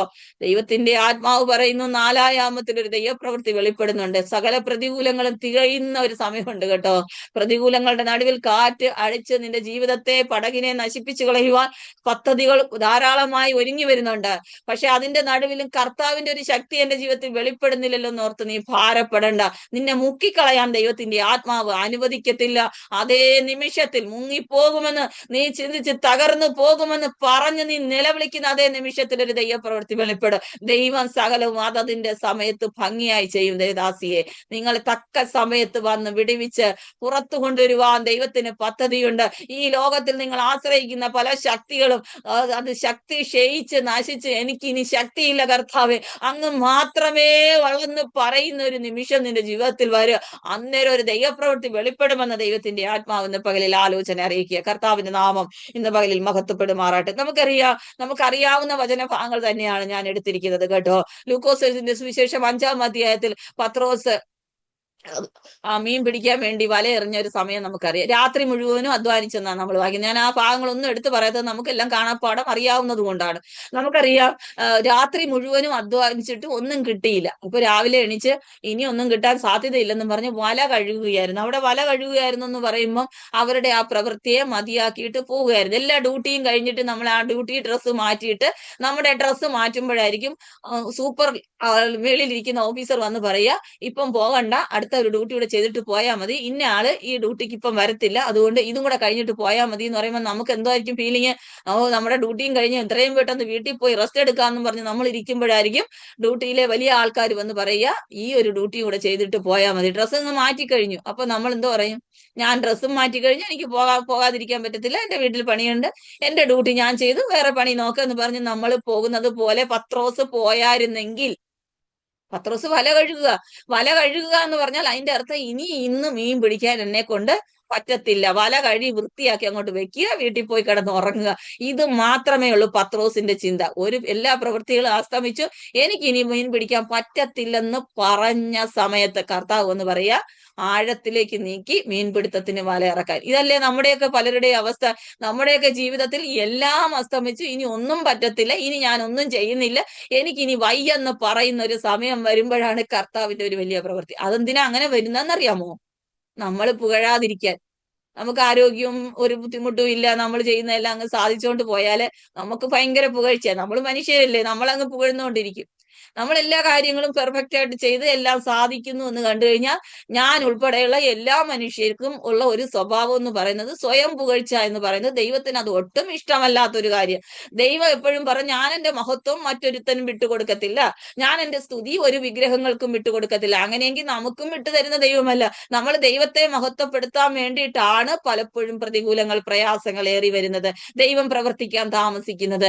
നമ്മൾ മുഴുമഹത്വം എന്റെ കർത്താവിന് കൊടുക്കുമെന്ന് ഉറപ്പുള്ള ഒരു സമയം വരും, അന്നേരം കർത്താവ് നമുക്ക് വേണ്ടി പ്രവർത്തിക്കുക. അതുകൊണ്ട് എല്ലായ്പ്പോഴും ചിന്തിച്ചോണം, ഏതൊരു കാര്യം എന്റെ ദൈവം എനിക്ക് സാധിപ്പിച്ചു തന്നാലും അതിന്റെ മുഴുവൻ മഹത്വം ഞാൻ എന്റെ കർത്താവിന് കൊടുക്കും, എന്റെ കർത്താവിന് കൊടുക്കും, എന്റെ കർത്താവിന് കൊടുക്കും. ദൈവം അത് ആഗ്രഹിക്കുക കേട്ടോ. ദൈവം സ്വാർത്ഥനാണോ എന്നൊക്കെ ഞാൻ ചിലപ്പം ചിന്തിച്ചിട്ടുണ്ട്. സ്വാർത്ഥനൊന്നും അല്ല, പക്ഷെ നമ്മുടെ അപ്പനും അമ്മയും ഒക്കെ നമ്മളെയൊക്കെ വളർത്തി വിട്ടതിന് ഒരു ഉദ്ദേശമുണ്ട്. അത് അവർ നമ്മളിൽ നിന്ന് സാധിച്ചു കഴിയുമ്പോൾ അവർക്ക് എന്ത് സാറ്റിസ്ഫാക്ഷൻ ഉണ്ടാവും എന്നറിയാമോ? അതുപോലെ തന്നെ സ്വർഗത്തിലെ അപ്പനും തന്റെ മക്കളാക്കി നമ്മളെ തീർത്തിരിക്കുമ്പോ നമ്മൾ മുഴുമുഖത്വം കൊണ്ട് കർത്താവിന് കൊടുക്കുമ്പോ, ഞാൻ പലപ്പോഴും പ്രസംഗിക്കുമ്പോൾ ഒരു വാക്യം പറയാറുണ്ട്, രാജാക്കന്മാർ അവരുടെ സകല മഹത്വവും കൊണ്ടുവന്ന് കുഞ്ഞാടിന്റെ മുമ്പിൽ വീണിട്ട് പറയും, ഈ രാജകിരീടത്തിന് എനിക്കൊരു അർഹതയുമില്ല. ഈ കുഞ്ഞാടിന്റെ സന്നിധി നിങ്ങൾ വെളിപ്പാട് പുസ്തകം പഠിക്കുന്നവരാണല്ലോ. വെളിപ്പാട് പുസ്തകത്തിൽ വായിച്ചു നോക്കുമ്പോൾ, ഞാൻ വെളിപ്പാട് പുസ്തകത്തിന്റെ ക്ലാസ്സിനൊന്നും പോയിട്ടില്ല, പക്ഷെ എനിക്ക് ഭയങ്കര ഇഷ്ടമുള്ള ഒരു പുസ്തകം വെളിപ്പാട് പുസ്തകം. വെളിപ്പാട് പുസ്തകം വായിക്കുമ്പോഴൊക്കെ ഒത്തിരി പ്രസംഗ വിഷയങ്ങൾ ദൈവം തരാറുണ്ട്. ഒത്തിരി അടുത്തൊന്നും പ്രസംഗിക്കാൻ എനിക്ക് അതിന് അവസരം ദൈവം ഇതുവരെ അനുവദിച്ചിട്ടില്ല. ഇങ്ങനെ പ്രസംഗിക്കാനൊക്കെ ഇങ്ങനെ വന്നുകൊണ്ടിരിക്കുന്നതേ ഉള്ളൂ. അപ്പൊ ഞാൻ ഇങ്ങനെ 24 മൂപ്പന്മാരും തങ്ങളുടെ കിരീടങ്ങളും എല്ലാം ഇട്ട് കുഞ്ഞാടിന്റെ മുമ്പാകെ വീണ് നമസ്കരിച്ചിട്ട് പറയും, നീ മാത്രം യോഗ്യൻ, നീ മാത്രം യോഗ്യൻ. ഞങ്ങളെ ഇങ്ങനെ ഭൂമിയിൽ മനുഷ്യരെ കാണിക്കാൻ വേണ്ടി ഒരു യോഗ്യതയൊക്കെ തന്നു വച്ചിരിക്കുന്നല്ലാതെ സകലത്തിന് യോഗ്യൻ എന്റെ കർത്താവ. ഇതെന്റെ വായിന്ന് എപ്പം വരുമോ അപ്പോഴാ ദൈവത്തിന്റെ പ്രസാദം കേട്ടോ. ഇതെന്റെ വായിന്ന് വന്നില്ലെങ്കിൽ അതുവരെ വെയിറ്റ് ചെയ്യും ദൈവം. ഏതെല്ലാം വിഷയങ്ങളിൽ ഭാരപ്പെട്ടിരിക്കുന്നവരെ, പ്രതികൂലങ്ങളുടെ നടുവിൽ അകപ്പെട്ടിരിക്കുന്നവരെ, ഈ വിഷയം എന്റെ ദൈവം എനിക്ക് സാധിപ്പിച്ചു തന്നാൽ അതിന്റെ മുഴുവൻ മഹത്വം ഞാൻ എന്റെ ദൈവത്തിന് കൊടുക്കുമെന്ന് പറയാൻ എത്ര പേർ തയ്യാറാകും? അന്നേരം ഒരു ദൈവപ്രവൃത്തി വെളിപ്പെടും കേട്ടോ. ഹല്ലേലൂയ. രക്തത്താൽ രാത്രി മുഴുവനും വല ഇറക്കിയിട്ട് മീൻ കിട്ടാതെ വിഷമിച്ച് പണി നിർത്തി പോകാമെന്ന് പറഞ്ഞിരുന്ന അതേ നിമിഷത്തിൽ ദൈവത്തിന്റെ ഒരു പ്രവൃത്തി വെളിപ്പെട്ടെങ്കിൽ, പല വിഷയങ്ങളുടെ നടുവിൽ ഭാരപ്പെട്ട് എനിക്കിനി ഈ വിഷയത്തിൽ വിടുതലില്ല, ഇനി ഞാൻ ഇതിനു വേണ്ടി ശ്രമിക്കുന്നില്ല, ഞാൻ എന്റെ കുഞ്ഞുങ്ങളുടെ ജോലിക്ക് വേണ്ടി വിസയ്ക്ക് വേണ്ടി ശ്രമിച്ചു, എത്ര ശ്രമിച്ചിട്ടും നടക്കുന്നില്ല, ഇനി ഞാൻ ശ്രമിക്കുന്നില്ലെന്ന് പറഞ്ഞ് നീ പരാജയപ്പെട്ടിരിക്കുമ്പോൾ കർത്താവ് പറയും, ശ്രമിക്കടാ, ഞാൻ നിനക്ക് തരാമെന്ന് പറയുന്നത് പോലെ. എത്ര നല്ല ദൈവമാട്ടോ നമ്മുടെ ദൈവം. നമുക്ക് കിട്ടുന്ന സകല നന്മകളുടെയും മുഴുവൻ മഹത്വം ദൈവത്തിന് കൊടുക്കാൻ പറ്റുമോ? ദൈവം നമുക്ക് നൽകുന്ന നന്മകളുടെയും മുഴുവൻ മഹത്വം എന്റെ കർത്താവിന് കൊടുക്കാൻ പറ്റുമോ? അന്നേരം ഒരു ദൈവപ്രവൃത്തി വെളിപ്പെടാനിടയായി തീരും. അന്നേരം അവൻ പറഞ്ഞു, ഞാൻ പാവിയായ മനുഷ്യനാന്ന് പറഞ്ഞ് ദൈവസന്നിധി സമർപ്പിക്കാനിടയായി. പത്രോസിന്റെ വല കീറാറായെന്നാ വായിച്ച, കീറിയെന്നൊന്നും നമ്മൾ വായിക്കുന്നില്ല. പലരും പറഞ്ഞു പത്രോസിന്റെ ആ വല കീറി. ഒത്തിരി പ്രസംഗകരൊക്കെ ഇങ്ങനെ വിസ്തരിച്ച് പ്രസംഗിക്കുന്നവരൊക്കെ ഉണ്ടല്ലോ, അവരിങ്ങനെ പറയും പത്രോസിന്റെ വല കീറി, പിന്നെ അതുകൊണ്ട് മീൻ പിടിക്കാൻ പറ്റാത്തതുകൊണ്ട് വേറെ വല വാങ്ങിക്കേണ്ടി വന്നു. അങ്ങനെയൊന്നും ഞാൻ വായിച്ചില്ല. അവിടെ വായിക്കുന്ന വല കീറാറായെന്ന്, വല കീറിപ്പോയെന്നല്ല. നമ്മുടെ വലയൊന്നും കീറാൻ ദൈവം അനുവദിക്കത്തില്ല കേട്ടോ. അത് കീറാറായി എന്ന് പറയുമ്പോൾ അത്രത്തോളം ഒരു നന്മ അതിൽ നിന്ന് കിട്ടി, സഹായത്തിനായി മറ്റുള്ളവരെ വിളിച്ചു എന്ന് നമ്മൾ വായിക്കുന്നു. ഹല്ലേലൂയ. ഞാൻ ആ വിഷയം വിടാൻ ആഗ്രഹിക്കും. ഒരു വാക്യം നമുക്ക് എപ്പോഴും പറയുന്ന ഒരു വാക്യമാണല്ലോ, 1 പത്രോസിന്റെ ലേഖനം 5-ാം അധ്യായം 6-ാം വാക്യത്തിൽ അവിടെ വായിക്കുന്നു, അവൻ നിങ്ങളെ തക്ക സമയത്ത് ഉയർത്തേണ്ടതിന് ദൈവത്തിന്റെ ബലമുള്ള കൈക്കീഴ് താടിരിപ്പ്. തക്ക സമയത്ത് ഉയർത്തേണ്ടതിനൊന്ന് വരെ നമ്മൾ വളരെ ശക്തമായിട്ട് പറയും, ബാക്കി കാര്യം ചെയ്യാനാണ് എനിക്ക് പറ്റാത്തത്. ആ ബാക്കി കാര്യം ചെയ്യാൻ പറ്റാത്തത് കൊണ്ട് ബാക്കി കാര്യം ചെയ്യുന്നത് വരെ ദൈവം ഇങ്ങനെ വെയിറ്റ് ചെയ്യുമെന്ന്. ദൈവത്തിന്റെ ബലമുള്ള കൈക്കീഴ് എനിക്ക് താണിരിക്കാൻ പറ്റത്തില്ല പലപ്പോഴും. ദൈവം എന്നെ തക്ക സമയത്ത് ഉയർത്തും, എന്നെ തക്ക സമയത്ത് ഉയർത്തുമെന്നൊക്കെ നമ്മൾ പ്രാർത്ഥിക്കുന്നു. പക്ഷെ ബാക്കി ഭാഗം കൂടെ പറഞ്ഞ് പ്രാർത്ഥിച്ചോണം, ഞാൻ ദൈവത്തിന്റെ ബലമുള്ള കൈക്കീഴ് താണിരിക്കണം. അവന്റെ കൈക്ക് ഒരു പ്രത്യേകത ഉണ്ട്, അത് ബലമുള്ള കൈയാ. നമ്മുടെ കൈ തളർന്നു പോകും കേട്ടോ. നമ്മുടെ വിഷയങ്ങളിൽ നമ്മൾ ചെയ്യുന്ന കാര്യങ്ങളൊക്കെ കുഴങ്ങിപ്പോകും. പക്ഷെ ആ ബലമുള്ള കൈക്കീഴൊന്നത്താണ്. പലപ്പോഴും ഞാനിങ്ങനെ ചിന്തിക്കാറുണ്ട്, ഞാൻ കുഞ്ഞുനാളിലെ പ്രസംഗിച്ചപ്പോൾ ഞാൻ ഇങ്ങനെ പ്രസംഗിച്ചായിരുന്നു. അത് ഇപ്പോഴും ഞാൻ ഓർക്കുന്നത് എത്ര മണ്ടത്തരമാണെന്നൊന്നും എനിക്കറിയത്തില്ല, സത്യമാണെന്നാണ് ഞാൻ വിചാരിക്കുന്നത് കേട്ടോ. കുഞ്ഞിലെ പ്രസംഗിച്ചല്ലേ, അതുകൊണ്ട് തെറ്റ് വന്നാലും ദൈവം ക്ഷമിക്കുമല്ലോ. ഞാൻ പറഞ്ഞു, കർത്താവ് ഇങ്ങനെ കൈ നീട്ടിക്കൊണ്ടിരിക്കുക ഇങ്ങനെ നിന്നെ അനുഗ്രഹിക്കാൻ വേണ്ടി. പക്ഷെ നമ്മളെല്ലാം ഇപ്പൊ കർത്താവിന്റെ കൈയുടെ മണ്ടയ്ക്ക് കയറിയിരിക്കുന്നതുകൊണ്ട് ദൈവത്തിന് ആ കൈ കൊണ്ട് ഒന്നും ചെയ്തു തരാൻ പറ്റുന്നില്ല. പലപ്പോഴും നമ്മൾ പറയുന്നത് ദൈവത്തിന്റെ കൈക്ക് ഇപ്പൊ ശക്തി കുറഞ്ഞിരിക്കുന്ന, അതുകൊണ്ടാ ദൈവം പറയുന്നത് രക്ഷിപ്പാൻ കഴിയാതെ വണ്ണം എന്റെ കരം കുറുകിയിട്ടില്ലെന്ന്. പക്ഷെ കൈ നീട്ടി വെച്ചോണ്ടിരിക്കുക ദൈവം പ്രവർത്തിക്കാം. പക്ഷെ കൈയുടെ കീഴേ നമ്മൾ നിൽക്കണം കേട്ടോ. നമ്മൾ പലപ്പോഴും കൈയുടെ മണ്ടയ്ക്ക് കയറി പോകുന്നത് കൊണ്ട് ദൈവത്തിന് പ്രവർത്തിക്കാം. അത് ശരിയാ കേട്ടോ, ഞാൻ പറഞ്ഞ സത്യവാ. അങ്ങനെയല്ലേ നമ്മൾ പലപ്പോഴും ഒക്കെ ചെയ്യുന്നത്? നമ്മുടെ വാക്കുകൾ, നമ്മുടെ പ്രവൃത്തികൾ. ഞാൻ ഇങ്ങനെയൊക്കെ പ്രസംഗിക്കുന്നതുകൊണ്ട് ഞാൻ വലിയ ആളൊന്നുമല്ല കേട്ടോ. ഞാൻ ദൈവത്തിന്റെ കൈ കീഴിൽ താണിരിക്കുന്ന ഒരു കുഞ്ഞായിട്ടാണ് ഞാൻ എപ്പോഴും കരുതുന്നത്. അതുകൊണ്ട് ദൈവം എന്നെ മാനിച്ച് ഉയർത്തിയിട്ടുണ്ട്. അതുകൊണ്ട് നമ്മൾ പറയേണ്ട ഒരു കാര്യം, ദൈവത്തിന്റെ ബലമുള്ള കൈക്കീഴ് നമുക്കൊന്ന് താണിരിക്കാൻ പറ്റാത്തത് കൊണ്ട് പലപ്പോഴും ദൈവം നമ്മളെ തക്ക സമയത്ത് ഉയർത്തുന്നില്ല. ഒരു തക്ക സമയം നമുക്ക് വേണ്ടി വെച്ചിട്ടുണ്ട്. ഇന്ന് ആ പാട്ടുപാടിയ ഒരു ദേവദാസി ഉണ്ടല്ലോ, ഇവിടെ ഉണ്ടോ?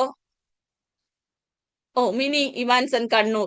ആ ദേവദാസിയോട് ദൈവത്തിന്റെ ആത്മാവ് പറയുക, ചില വിഷയങ്ങളൊക്കെ നീ ദൈവസന്നിധി താഴ്ത്തി സമർപ്പിച്ച് പ്രാർത്ഥിച്ചുകൊണ്ടിരിക്കുക. എന്നെനിക്ക് മറുപടി കിട്ടുന്നൊന്നും എനിക്കറിയത്തില്ല, പക്ഷെ ആ വിഷയത്തിനൊക്കെ ദൈവത്തിന്റെ ആത്മാവ് പറയും, ദൈവം നിന്നെ തക്ക സമയത്ത് ഉയർത്താൻ പോവുക കേട്ടോ.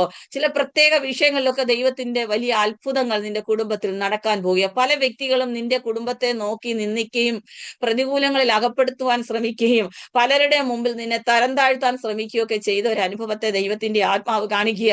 അങ്ങനെയുള്ള അവസ്ഥകളിൽ നിന്ന് നിന്നെ പുറത്തു കൊണ്ടുവന്ന് അനേകരുടെ മുമ്പിൽ ഒരു മാനപാത്രമാക്കി നിന്നെയും നിന്റെ കുടുംബത്തെയും തീർക്കുവാൻ ദൈവത്തിന്റെ ആത്മാവിന് പദ്ധതിയുണ്ട്. അതിന്റെ സമയം വെളിപ്പെടാൻ ഒരു അല്പസമയം കൂടെ നീ വെയിറ്റ് ചെയ്ത് പ്രാർത്ഥിക്കാൻ ദൈവത്തിന്റെ ആത്മാവ് പറയും. നിന്റെ സമയമല്ല, എന്റെ സമയം, ഞാൻ എല്ലാം അതതിന്റെ സമയത്ത് നിനക്ക് വേണ്ടി ചെയ്തു തരാൻ ആഗ്രഹിക്കും. നീ അല്പം കൂടെ ദൈവസന്നിധിയിൽ സമർപ്പിച്ച് താണിരിക്കുക. ദൈവത്തിന്റെ ചില പ്രവർത്തികൾ നിന്റെ കൂടാരത്തിൽ വെളിപ്പെടുവാൻ ഉണ്ടെന്ന് ദൈവാത്മാവ് പറയുക. ഹാലലൂയ. രക്തത്താൽ ഞാനിങ്ങനെ പറഞ്ഞു പോകുമ്പോൾ എന്റെ സമയം 3/4 തീർന്നിരിക്കുന്നെന്ന് എനിക്കറിയാം. സമയമൊക്കെ നോക്കിയാ പോകുന്നത് കേട്ടോ ദേവദാസി. അപ്പം എത്രത്തോളം തീരുമെന്നൊന്നും എനിക്കറിയത്തില്ല. ഞാൻ അടുത്ത ഭാഗത്തിലേക്ക് പോവുക. ഹബക്കൂക്കിന്റെ പ്രവചനം 1-ാം അധ്യായത്തിൽ നമ്മൾ വായിക്കും. നമ്മൾ എപ്പോഴും പറഞ്ഞു വായിക്കുന്ന ഒരു വാക്യമുണ്ടല്ലോ, ദർശനത്തിന് ഒരു അവധി വെച്ചിരിക്കുന്നു, അത് സമാപ്തിയിലേക്ക് ബന്ധപ്പെടുന്നു, അത് വൈകിയാലും വരും നിശ്ചയം, താമസിക്കത്തില്ല. എനിക്ക് ഭയങ്കര ഇഷ്ടമുള്ള ഒരു വാക്യം. പക്ഷെ അതിന്റെ ആ ഒരു വാക്യം നിങ്ങൾ ശ്രദ്ധിച്ചെന്ന് വായിച്ചു നോക്കിയാൽ നമുക്കറിയാം, ദർശനത്തിന് ഒരു അവധി വെച്ചിരിക്കുന്നു, അത് സമാപ്തിയിലേക്ക് ബന്ധപ്പെടുന്നു, അത് വൈകിയാലും വരും. അപ്പൊ രണ്ടും കൂടെ നോക്കിയേ, താമസിക്കുകയും ഇല്ല. ഇതൊക്കെ എന്ത് കർത്താവേ നമ്മൾ ചോദിക്കും. ചിലരുടെയൊക്കെ ദർശനങ്ങളൊക്കെ വൈകിയാലും വരുമെന്ന്, ചിലർക്കൊക്കെ താമസിക്കാതെ വരുമെന്ന്. അതൊന്നും ഓർത്ത് നമ്മൾ വിഷമിക്കേണ്ട കേട്ടോ. അതിന്റെ മേളത്തെ ഭാഗം കൂടെ ഇന്നലെ ഞാൻ വായിച്ചപ്പോ എനിക്ക് ഭയങ്കര സന്തോഷം തോന്നി.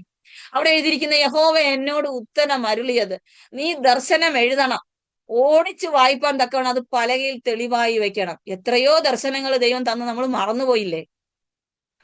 എത്രയോ ആലോചനകൾ കർത്താവ് നമുക്ക് തന്നിട്ടുണ്ട്, നമ്മുടെ മനസ്സിലുണ്ടോ ഇപ്പോഴും?